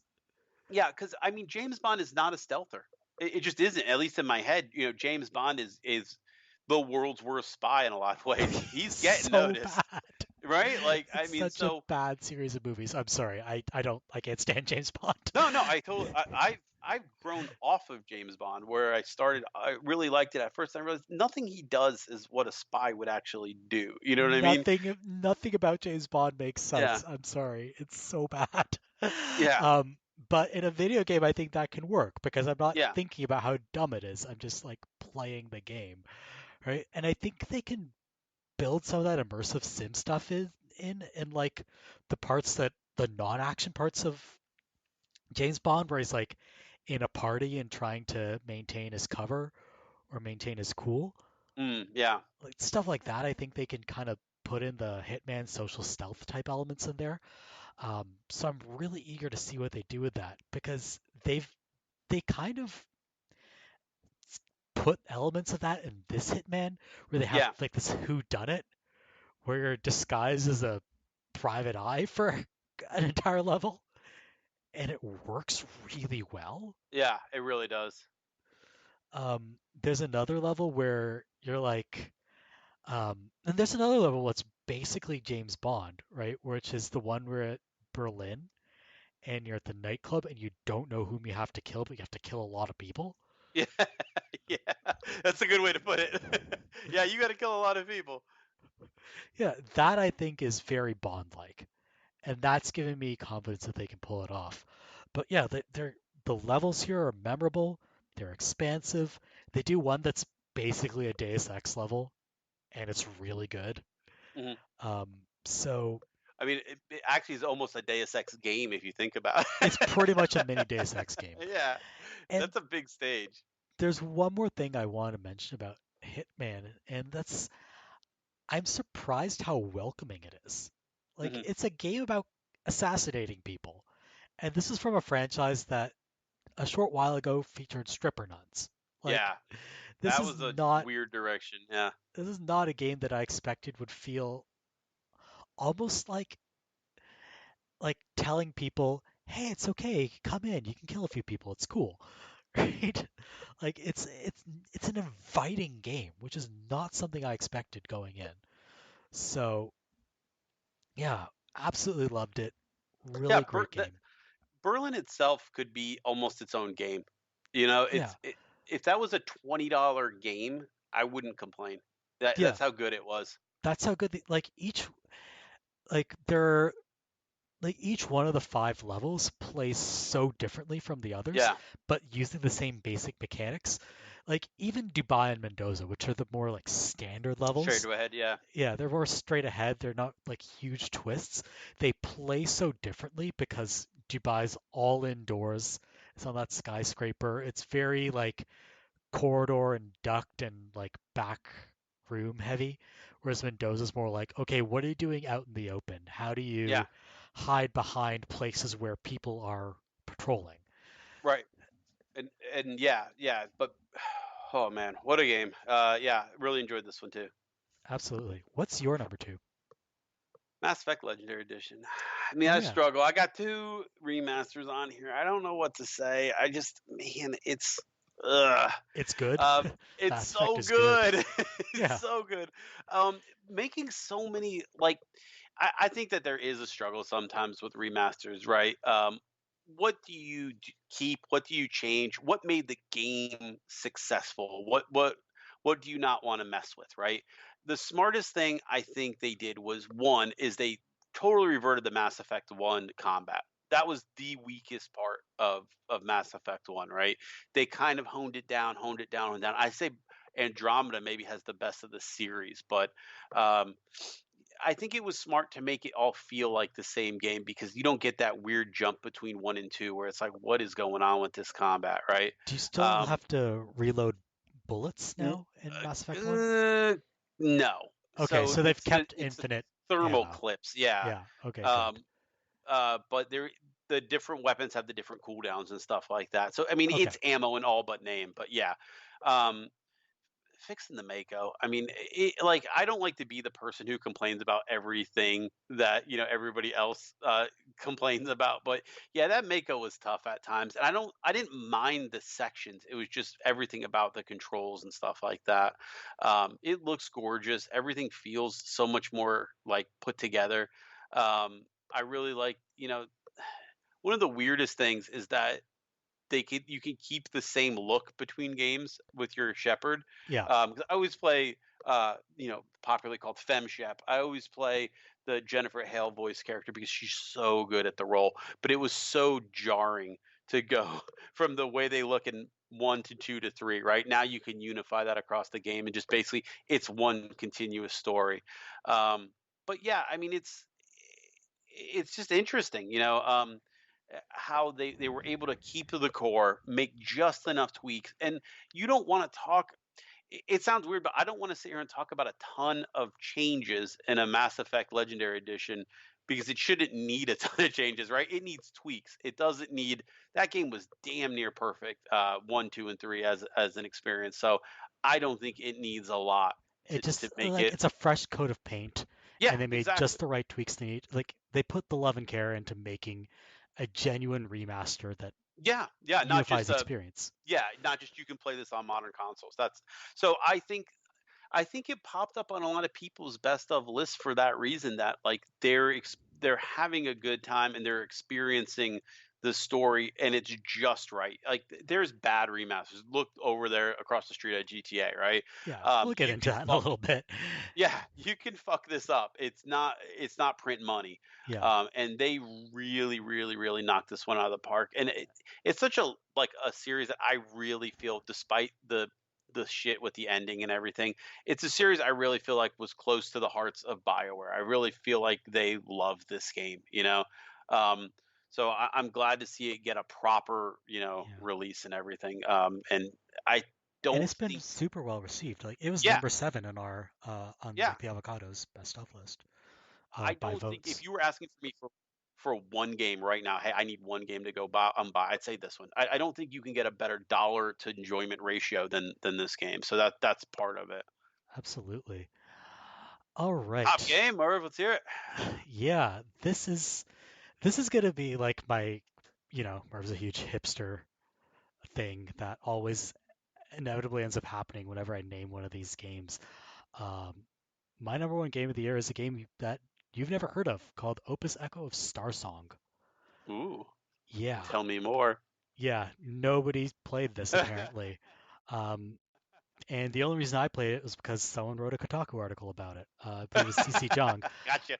Yeah, and then they had recommended it to everyone, so I was like, okay, I'm gonna try this out because it looks like something I would like. And then I played it, and I was like, okay, yeah, it is something I would like. Um, what is Opus Echo Starsong? It's kind of a mixture of an adventure game, a visual novel, a music puzzle game, uh, with and also like the galaxy map sections from Mass Effect, but turned into a full resource management game with like Mm, tabletop random encounters in between. that sounds interesting. It's like an FTL kind of Yeah, a little like bit, that. like kind Okay. of FTL inspired segments.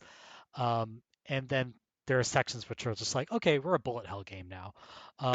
So Gotcha. it's a lot. Um, and it's, like a 10, 11-hour game. So there's a lot in this indie game made by a small team out in Taiwan. Um,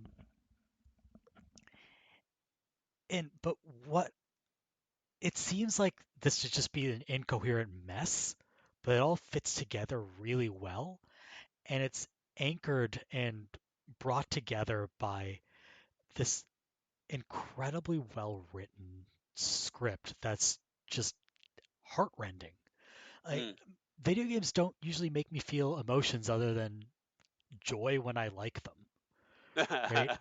And this is a game where I was like, wow, this is devastating. Um, and not just devastation, but also it's a script that actually genuinely made me sympathize with characters in a way that videos game scripts are often really bad at, and just scripts in general.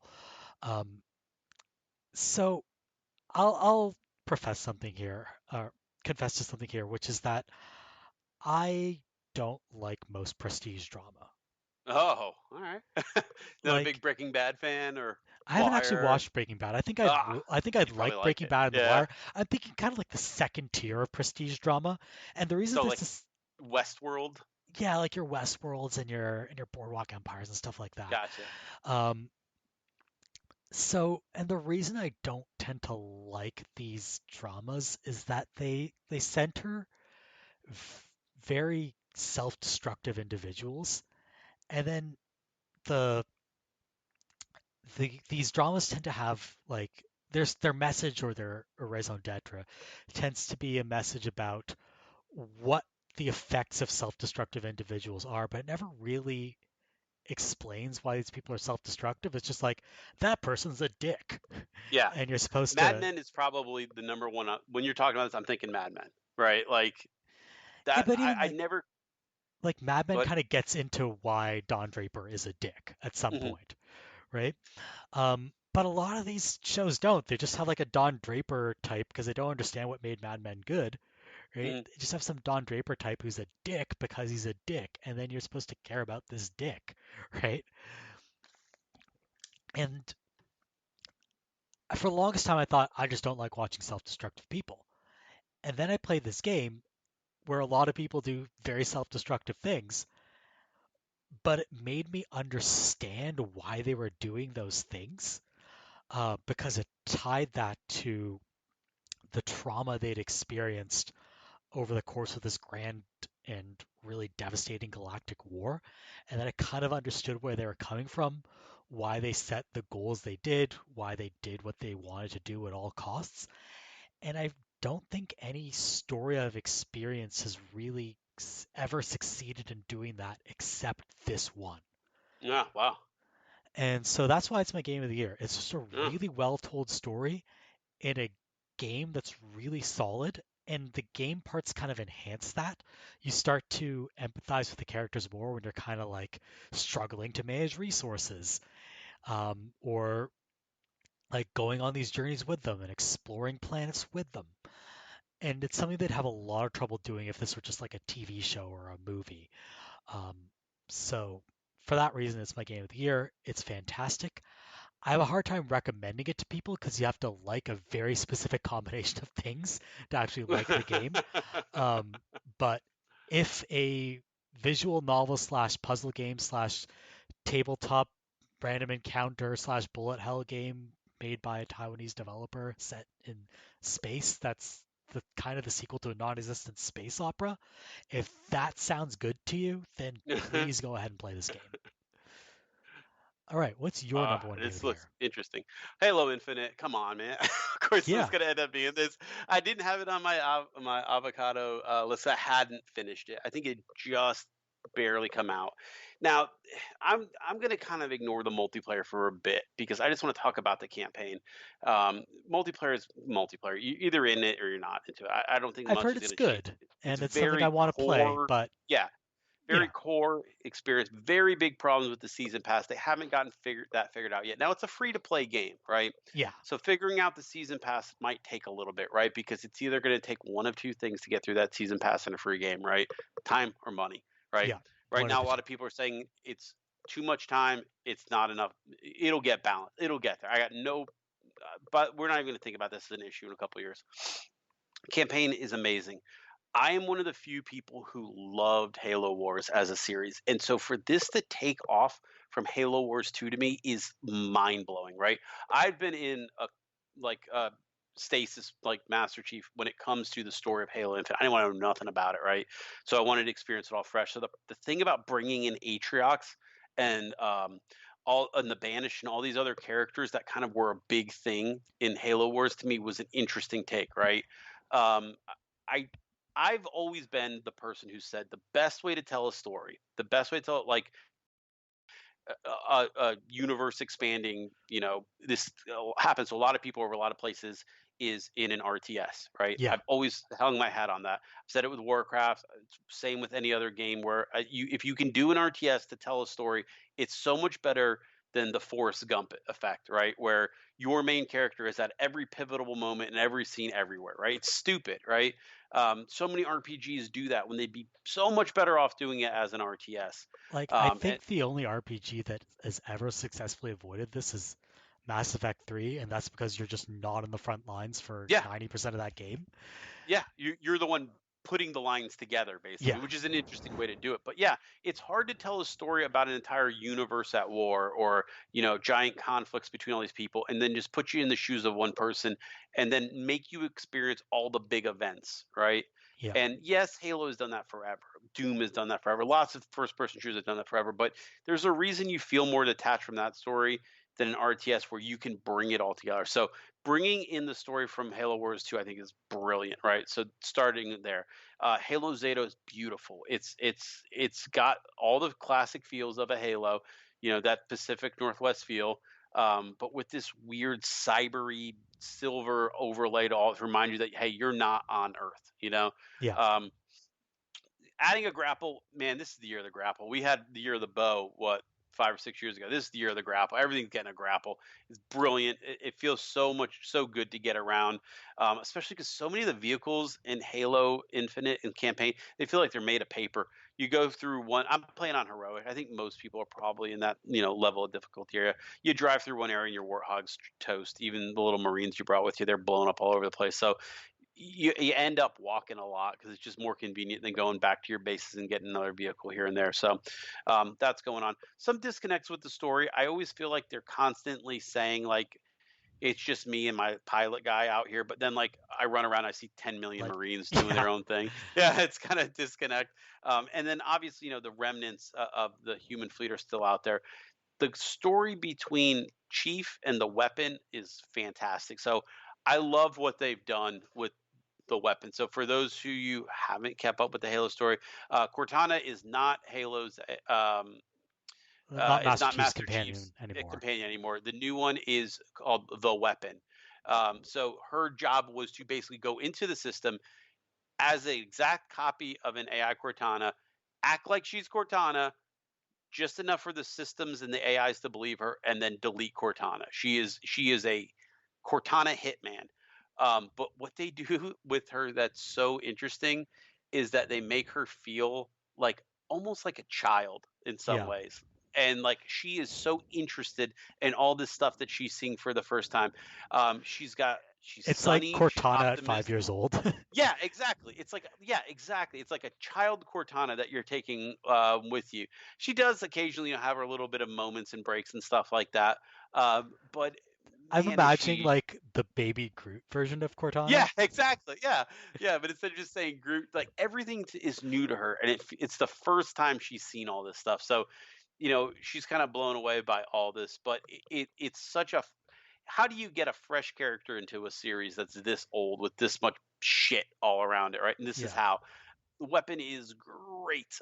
So great new character. The pilot, I can kind of give or take, honestly. He's kind of annoying to me at times. His whole "I'm not supposed to be here" attitude is like, it kind of works for the first couple of missions, but then it's like, Dude, yeah, but you're here. in with this. Deal Yeah. with it. Yeah, You're yeah. just as On in a this as we Halo. are. Yeah. Yeah. And I kind of it's him. He makes me miss Fohammer, who was the original Pelican captain in Halo 1, who was always like, "I'm gonna get you there. I'm gonna get you into the shit. You don't worry about it." So I really like that. It's a not complex story. It's Halo, let's be honest, but the way it tells it, beautifully done. The gameplay is great. The guns feel snappy. Everything feels like it hits, and it hits hard. The combo is still there. Take the shields down, finish them up with a headshot. It all feels very good. The weapons, it feels like they've reduced the weapons, but they've given each weapon more of a purpose. So you've got the plasma weapons, strip shields. The kinetic weapons do more damage once the shields are down. You get some in-between guns like shotguns. They do damage to vehicles and strip shields. Power weapons, still a thing. The brute weapons, they do more damage with the melee.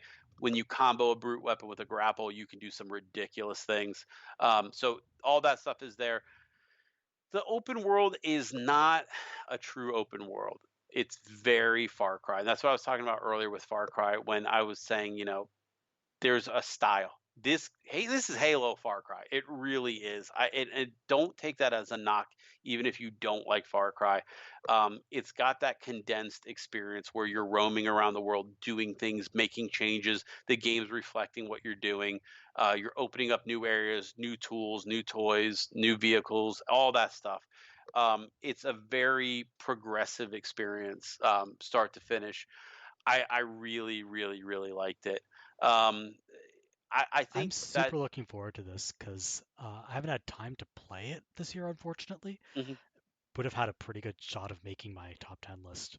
But I think that's probably a lot of people's thing too. And I rushed this to the front of the line. Basically, it's not a long campaign. I would guess. I mean, if you're just doing the campaign, I'd guess maybe 20 hours. So we're talking average Halo campaign length.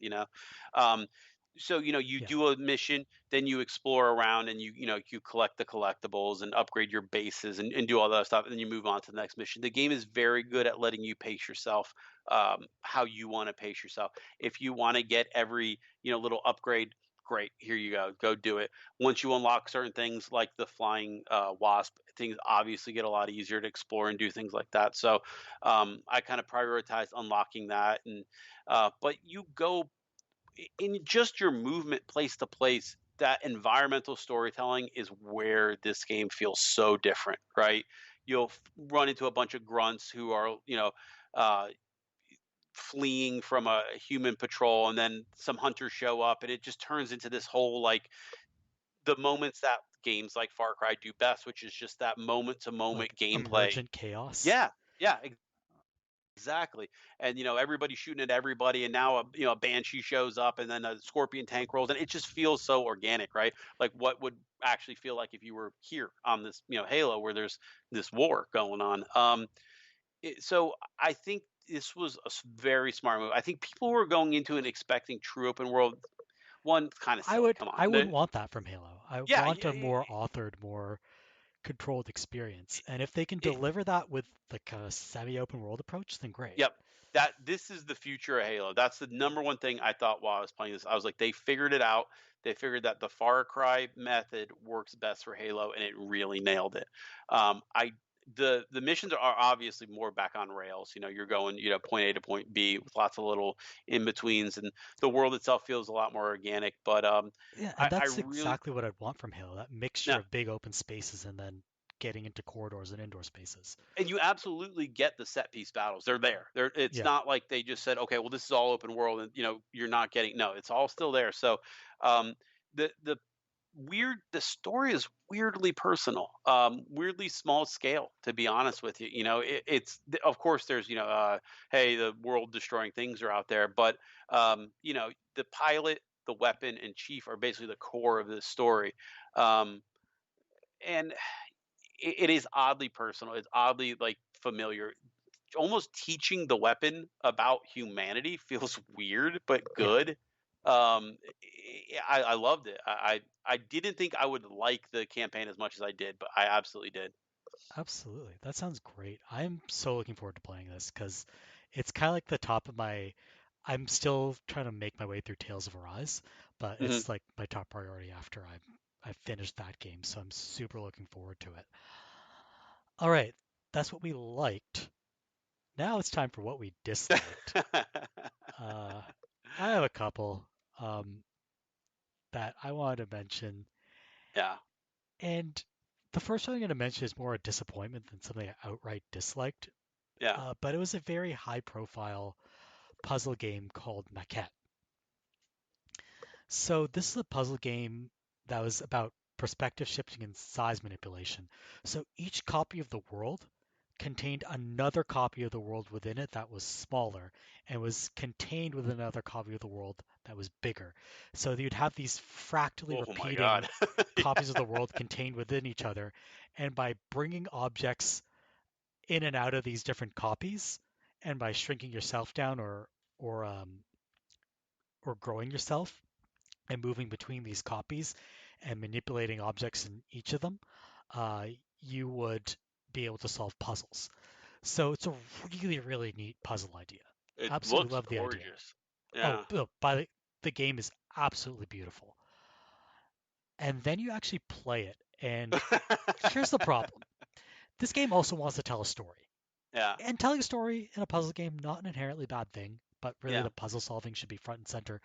This game really also wants to be like a Sundance movie about a relationship. It yeah. I wants to see it be stars 500 Bryce Days of Dallas Summer. Howard. Sorry? Yeah, it stars Bryce Dallas Howard, huh? Yeah, and That's Seth Gable, her husband. yeah. So they're the real life married couple who were playing the couple in this game. Um, yeah, that was not a great idea because the story is bad. It's just Mm. dumb. You've seen Does the it story need a before. story? I mean, like, I think about, like maybe some of my favorite puzzle games, like they'll have a story, but it'll be like Katamari, where it's just crazy shit. Just go do the game, like. But Like a story can enhance a puzzle game in the case of something like yeah, Portal, but this is not Portal. This is not yeah. as well written as Portal. This is just like I feel like almost as if it had been more abstract with zero voice acting Yeah, and just kind yeah, of everything's a metaphor for the relationship. yeah. Your love fits inside of my heart, or something like that, Yeah, kind if of. it just Yeah, been metaphors, it would have been fine.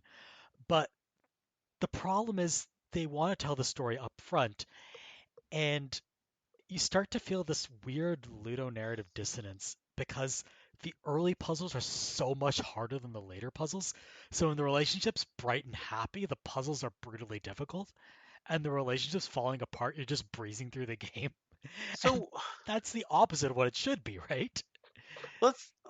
This is an Annapurna, right? Yeah, Game. I, I that's why they feel got the like Hollywood talent, right? yes, but I don't know if this makes sense, but I feel like more misses than hits. I'm glad they exist. I think they're making good stuff, but like I do wish it's almost like that same kind of feeling when a studio is just doing everything super out there indie craziness, and like sometimes it's like, hey, what we liked a lot was Outer Wilds. That was a pretty straightforward. You know what I mean? Like I can understand that story. We liked What Remains of Edith Finch, and like it was zany without. I don't know how to describe it. Grounded, I guess, is what I would say. Yeah, I would say the So problem is the big problem I think they're having is they want to make movies. yeah, It's the same. yeah, It's the same critique that is leveled at AAA blockbusters, but they're going via like that indie aesthetic instead of um, via like the big blockbuster with lots of CGI and explosions. Well, because this was supposed to be a gigantic year for them, right? They Yeah, had 12 minutes. That what was like everybody in the world was like ready to crown this game of the year, I think, before it actually came out.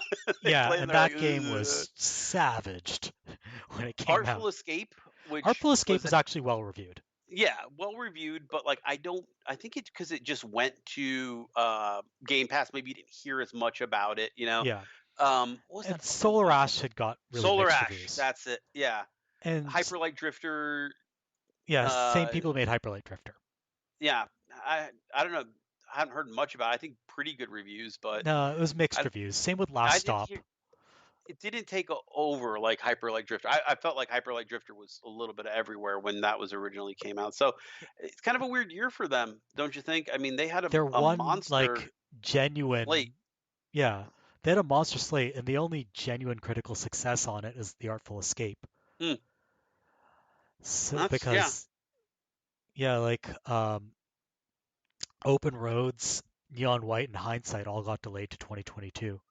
yeah, So yeah, it's been a weird year for them, and yeah. I think their first kind of failed year as a publisher, which is unfortunate. Yeah, I mean, I No, want like them to be successful for sure. I That's think big.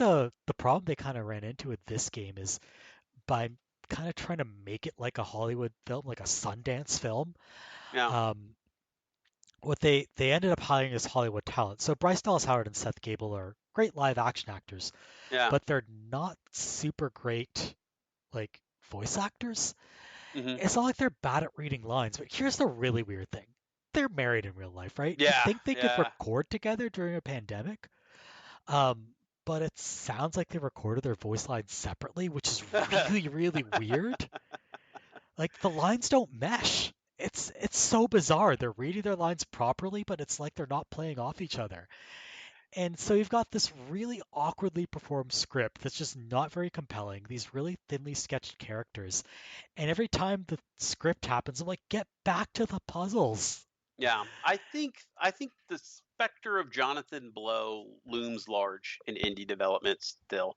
I think a lot of people who were kind of inspired by him are still out there kind of maybe trying to do what he did with like The Witness, you know?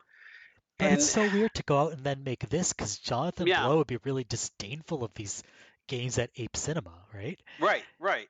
Like give me a reason to play, Yeah. basically. Yeah. So I don't know. I did not like this one very much, but this is more disappointing than Hatred. We can get to Gotcha. Hatred in a little bit. Yeah. Um, what other game? Did you find My anything disappointing? disappointing one, I don't have a lot of disappointing one. I got two disappointing and one hate. So Outriders.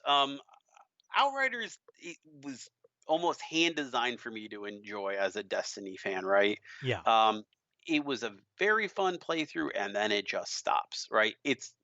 I know I don't want every game to be a game as a service, right? But yeah. it feels like Outriders was designed to be so much more and go to so many more interesting places than this game ends up going. Like I don't know how to describe the feeling of enjoying a game and it stopping and that being disappointing because like you'd say, yeah, of course a game's going to end, but this game almost felt tailor-made to be that kind of narrative continually evolving story through either DLC or patches or stuff like this, but um I just think I nobody bought it, so they didn't make more content for yeah, it.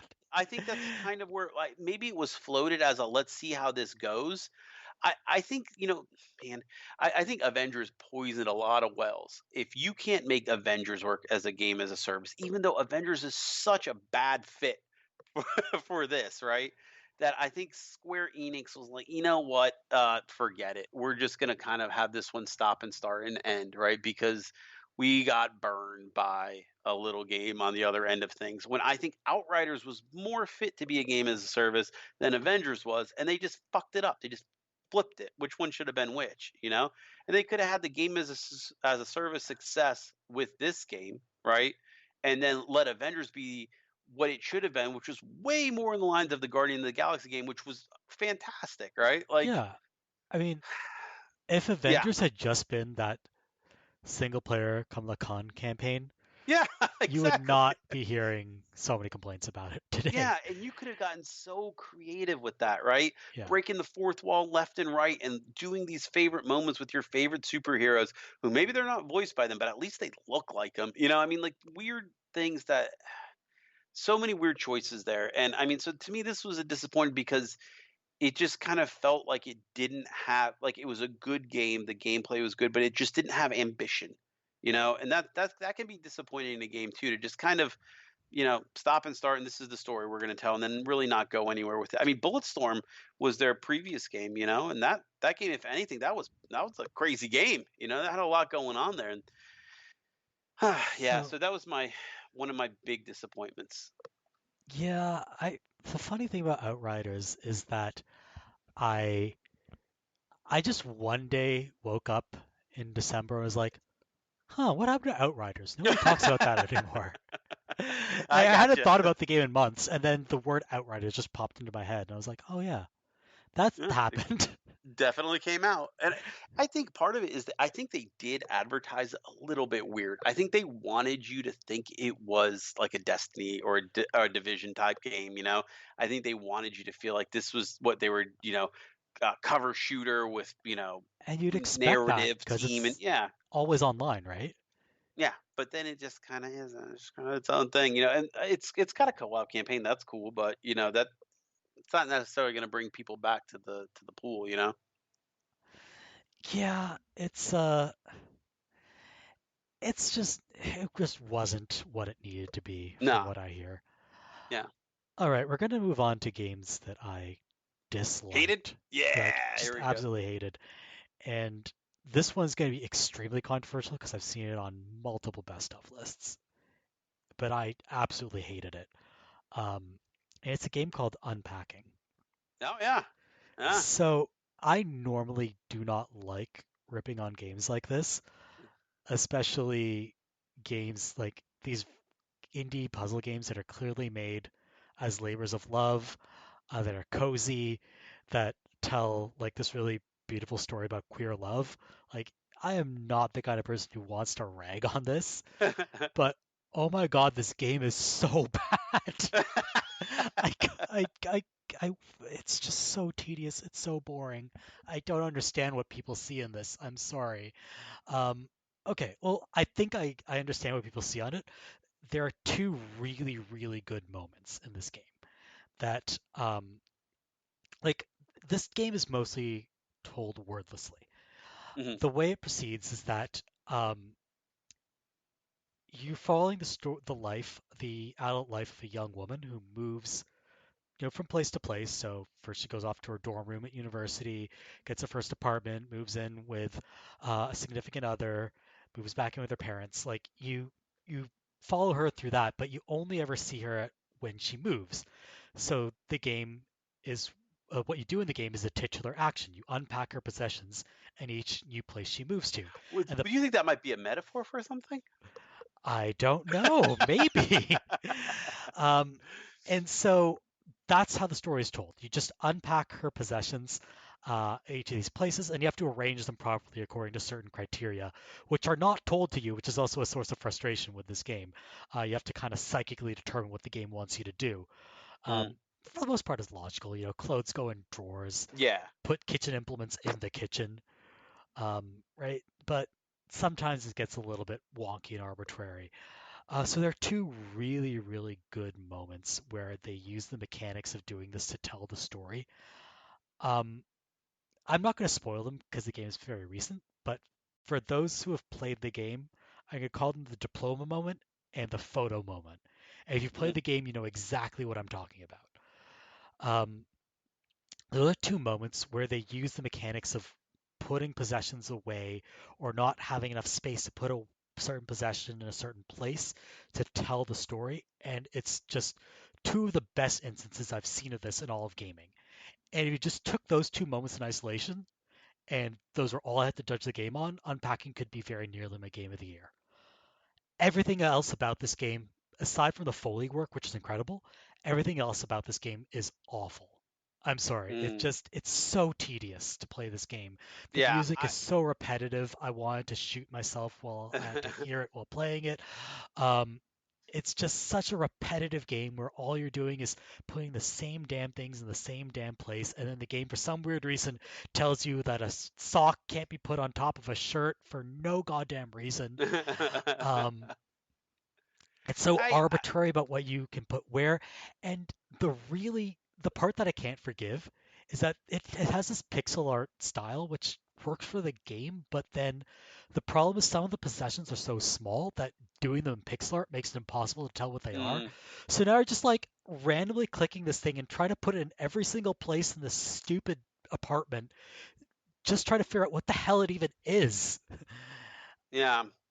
Yeah, Yeah, I I hated know. this game. I'm I sorry. I I don't. don't want to hate it, but I hated it. I This is hated the it. kind of game that like would immediately push me off being interested. Like I would say this is kind of that like I'm glad it exists, but I'm not interested in this. You know what I mean? Like I'm not even just glad it exists. It's a bad instance of it's a bad execution of what I think is like potentially a really good idea, which you know is what? making Yeah, a puzzle because game about arranging stuff in people's apartments and using that to tell a that would story. be That's a you know brilliant idea. yeah, This is you're a onto something there. god It's awfully executed version of that. I'm like almost sorry. like a like set dresser simulator, right? Yeah, Like hey, here this scene is for a princess is getting married in a medieval castle. Dress this set. You know what I mean? like Or like or do even the something story they're more trying with to it. tell. Yeah. Like they could tell the same story with slightly different mechanics and like okay, by the way, I also played this on the Switch, which has a fairly small screen, but like the stylus just wasn't accurate half the time, Mm. and I was like stabbing my screen trying to move stuff around. It's like even sloppily executed. No. And that's what bugs me about this, that there's a good game idea buried in here, and just god awful, tedious, repetitive execution is what sinks it and makes it one of the like not one of the worst games I've ever played. It's not anywhere So near that bad, is it but like a fumble core no, puzzler? that's the problem. It should be easy to move stuff around. Yeah, That's I'm not making the connection because I'm like, why can't you just move stuff? Like, it's just yeah, like moving stuff. You'll try to tap an object to pick it up, but you'll end up tapping the thing next to it, and then it tries to kind of helpfully snap an object into position, but half the time it snaps it into the wrong hmm position. Like this is especially bad when you're arranging drawers. Half the yeah. time you're like Oh, trying to pick up I an object can only imagine. and then you put it in the drawer and it goes in the wrong place in the drawer. You pick it up again, it goes in the wrong place in the drawer again. Pick it up, goes in the wrong place, and you just do this 5 times and you hate yourself and you Oh, hate the game. that's yeah. I'm like I'm sorry. Most people who played this game loved it, and I wish I could be there with them because this is normally the kind of game that I would champion. Um, And but I environmental hated it. storytelling can work so good. Think about Gone Home, right? Yeah, I mean, like, there's so many opportunities to really nail that, you know. And just telling a story with objects. mhm, That game excels at environmental storytelling. yeah. Yeah, I'm sorry. This game sucks. All right. What's Well, yours? oh, it's New World. What Yeah, a piece of shit that game was. we talked about it. The I economy's haven't even broken. loaded it up since the last time we talked about it. It's just a fundamentally broken game. And Amazon maybe bit off more than they could chew. I would love to see a relaunch for this, similar to Final Fantasy 14. Honestly, it's just I don't know where the disconnect is between the players and the developers about what kind of game they want to make. It's all a mess. This is the best way I can describe it. I would log in to fight in these wars that are basically the entire point of the game, right? Real Yeah, players, 50v50, this exciting war mechanic, right? And literally 201, everybody in my guild just quit. And everybody's like, this feels like a chore having to log in 3 or 4 times a day and fight these wars so that we don't lose our territory, right? Because eventually what happens is the population gets unbalanced, right? The winners have more people, the losers leave the server. Now things get more and more unbalanced. Now nobody wants to fight the wars, but instead of fighting one big war, you're fighting 15 little wars. And if you're not there to show up, you're going to lose, right? So I'm it's just kind of almost, like imagining Planet Side, but one faction just dominates. yeah, Yeah, when half the map is one faction, right? But then also allowing people to move, but also allowing people to come in. So now we get this influx of all these people. So it's a mess. But I think the one thing that I really was like, they don't get it, is when they said we think that there should be a war for a territory every 1 to 2 days. I'm like, you guys don't get it. It doesn't mean anything to capture a territory and build it up if you're potentially losing it every other day. You see what I'm saying? You know what kind Um, of reminds me of?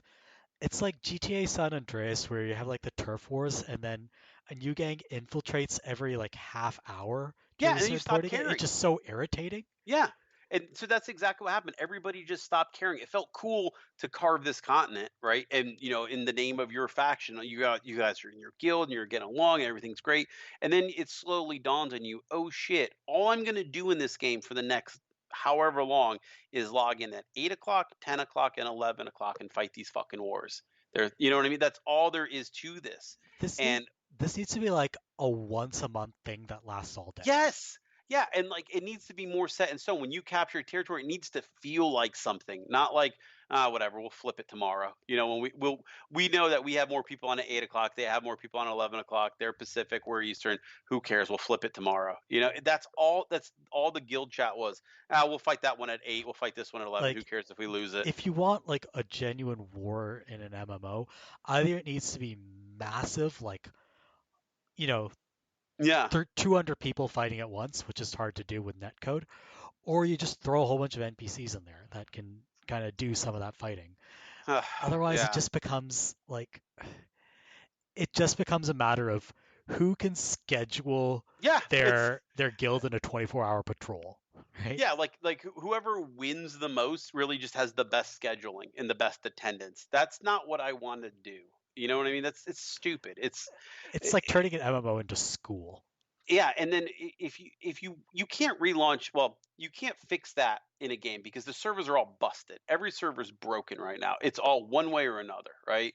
So Like, you how got to does relaunch the game. Amazon, the purveyors of AWS, screw Yeah. up servers that badly? I don't know. I think because what they did was they had a rough launch. There was a lot of queues and stuff like that, so people moved to other servers. So they wanted people to be able to play with their friends. That's okay, right? But what I've always felt like is it should be like a one-to-one invite, right? I think this is similar to what Final Fantasy 14 had in the early days called a link shell, right? Basically, I can invite you to my server, right? But then you don't have an invite. So you're only really bringing in a friend, if that makes sense, right?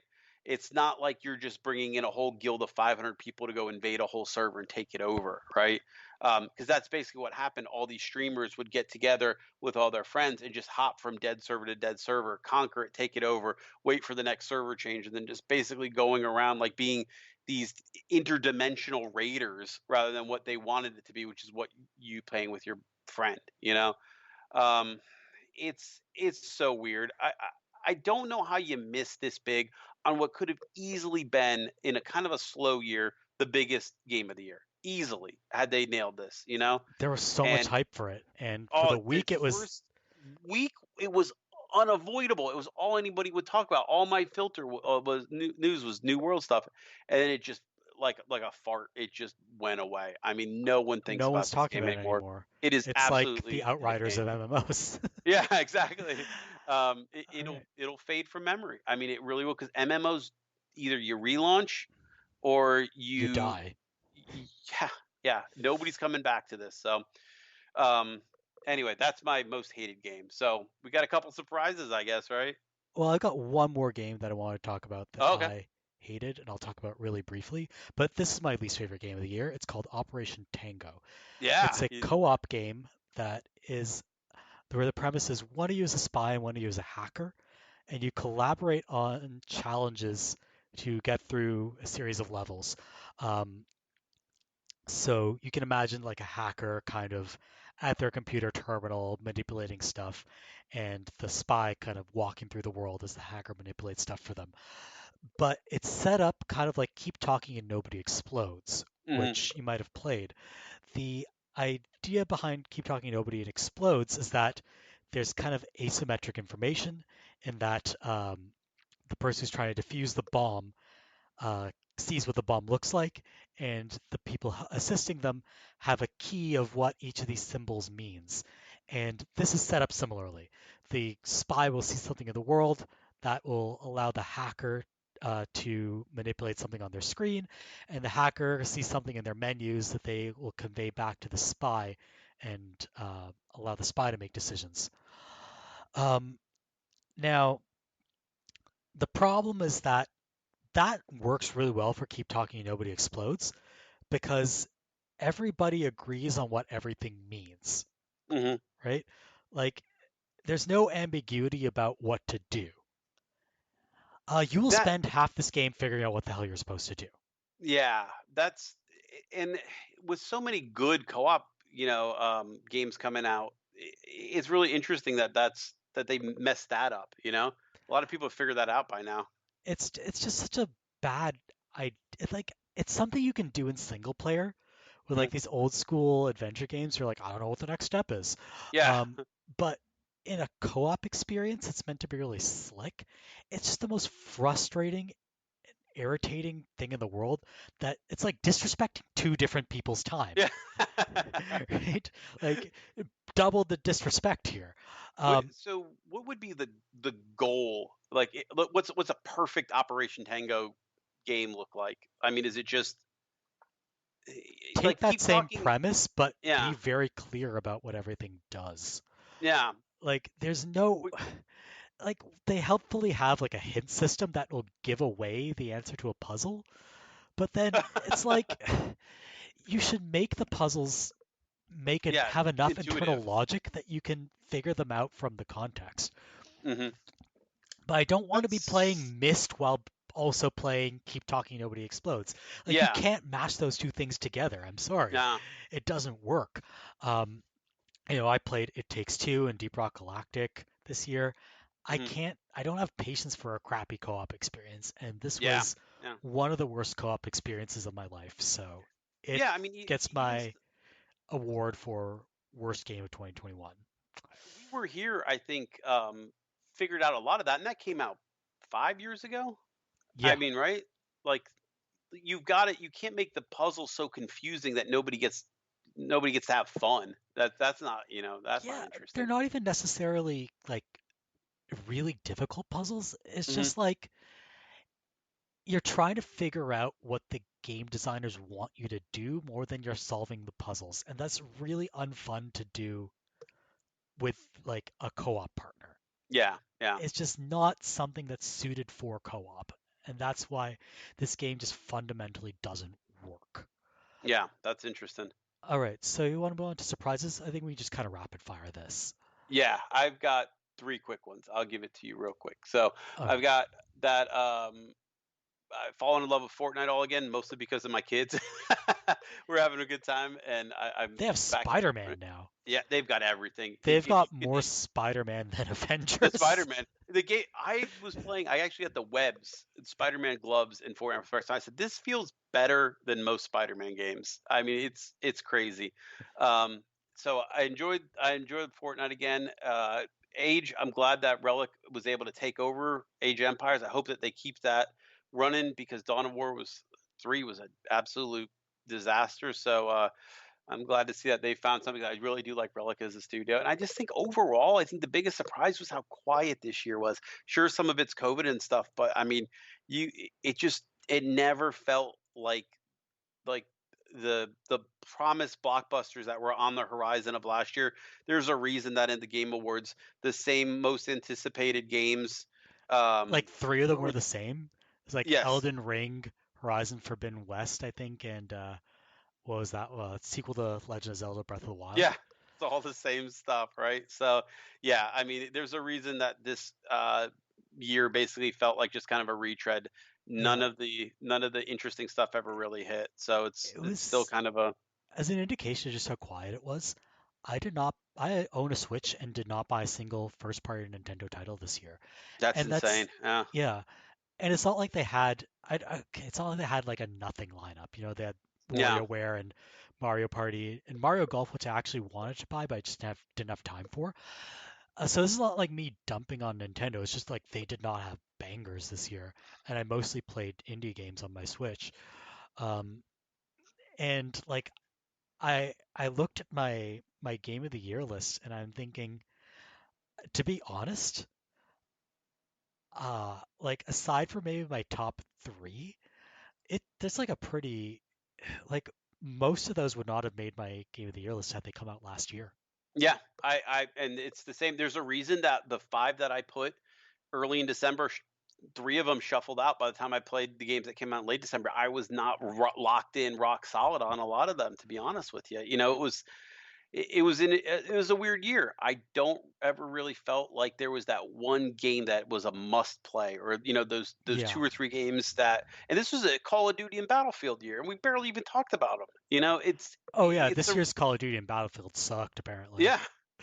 So Um, it's really weird that this year was so quiet with so many big releases, and it just doesn't feel like a big gaming year. When I know COVID fucked a lot of things up, I totally get that, but also you got more people, you got more eyes than ever playing games because everybody's sitting at home, looking for stuff to do. And I really think if you had that lightning in a bottle game, this would have been the year to drop it. And I don't yeah. think anybody did. If there had been like this is the perfect year for there to be another Hades.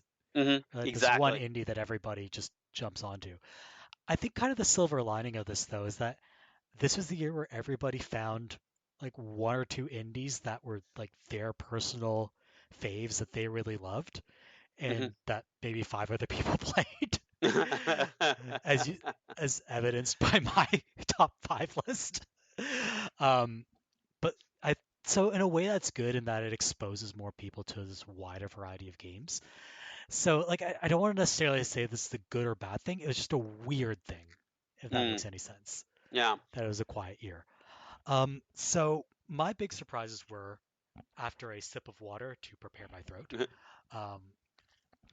were that Marvel's Guardians of the Galaxy turned out to be good. Yeah.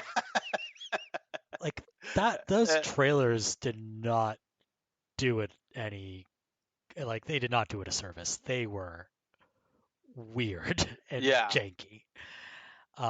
This game is really good. Yeah. I'm surprised. Even the much like criticized combat is something I enjoyed. It's a really well put together game. It actually just missed my top 5. So that's where it's at. Just superbly well acted. It's a great script, not just great for a video game, but it's like an actually good script. It plays well. It's beautiful. The music is great. I want more single player experiences like this. Just like make more of these types of games, please. Yeah. Another pleasant surprise, out of nowhere, Radiohead was just like, yeah, here's a free virtual museum exhibit. Yeah. Microsoft did something similar at the end of the year. They're basically their Spotify Wrapped. Yeah. For Microsoft was the Xbox Museum, and it included like a personal, like, hey, here's when you made your Xbox Live account. Here's the games you played most year by year. Like a real, one, it's kind of like, well, shit, you got all that data on me, but it felt cool, to see my data in action. Like, oh yeah, I do remember playing a lot of that this year, whatever. I really like that. Yeah, I always like kind of wandering around those virtual museums because I like museums in real life. But what was interesting about the Radiohead Virtual Museum is that, like, I'm not even a Radiohead fan. I had a lot of fun with this. Just like poking and prodding at it and going through all these virtual media installations.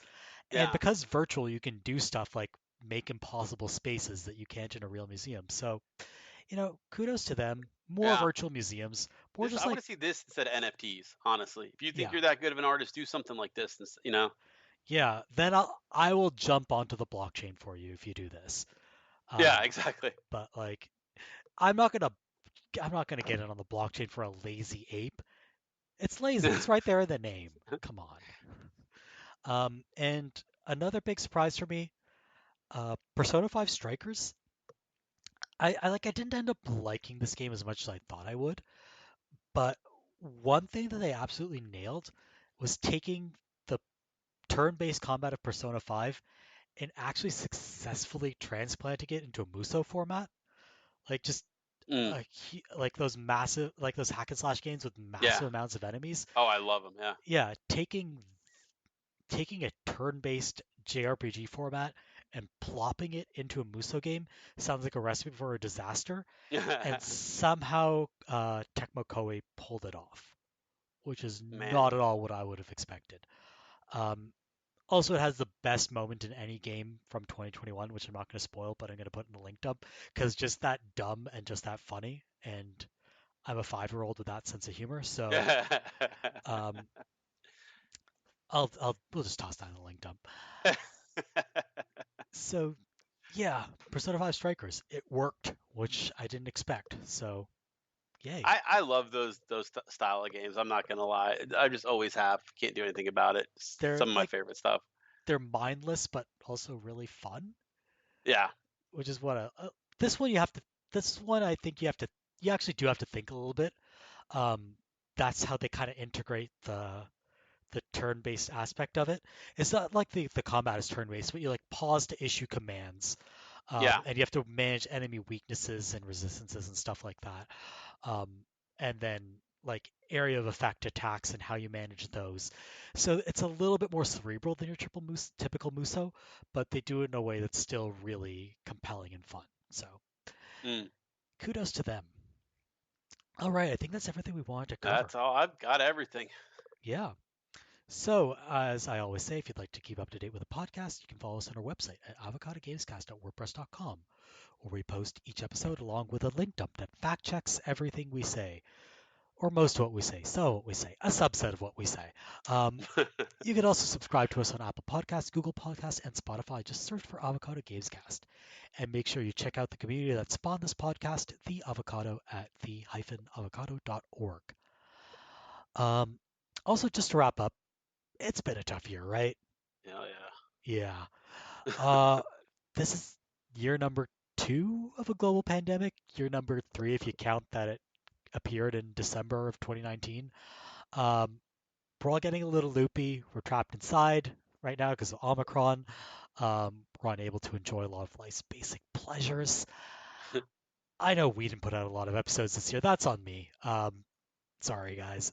But I hope whatever we did put out either informed or entertained you, or preferably both. That might be shooting a little too high, but I hope that we attain that somehow. Regardless, thank you so much for listening. We're going to try to get back to a little bit more of a regular schedule in 2022. But until then, we'll see you later. Stay safe and happy gaming.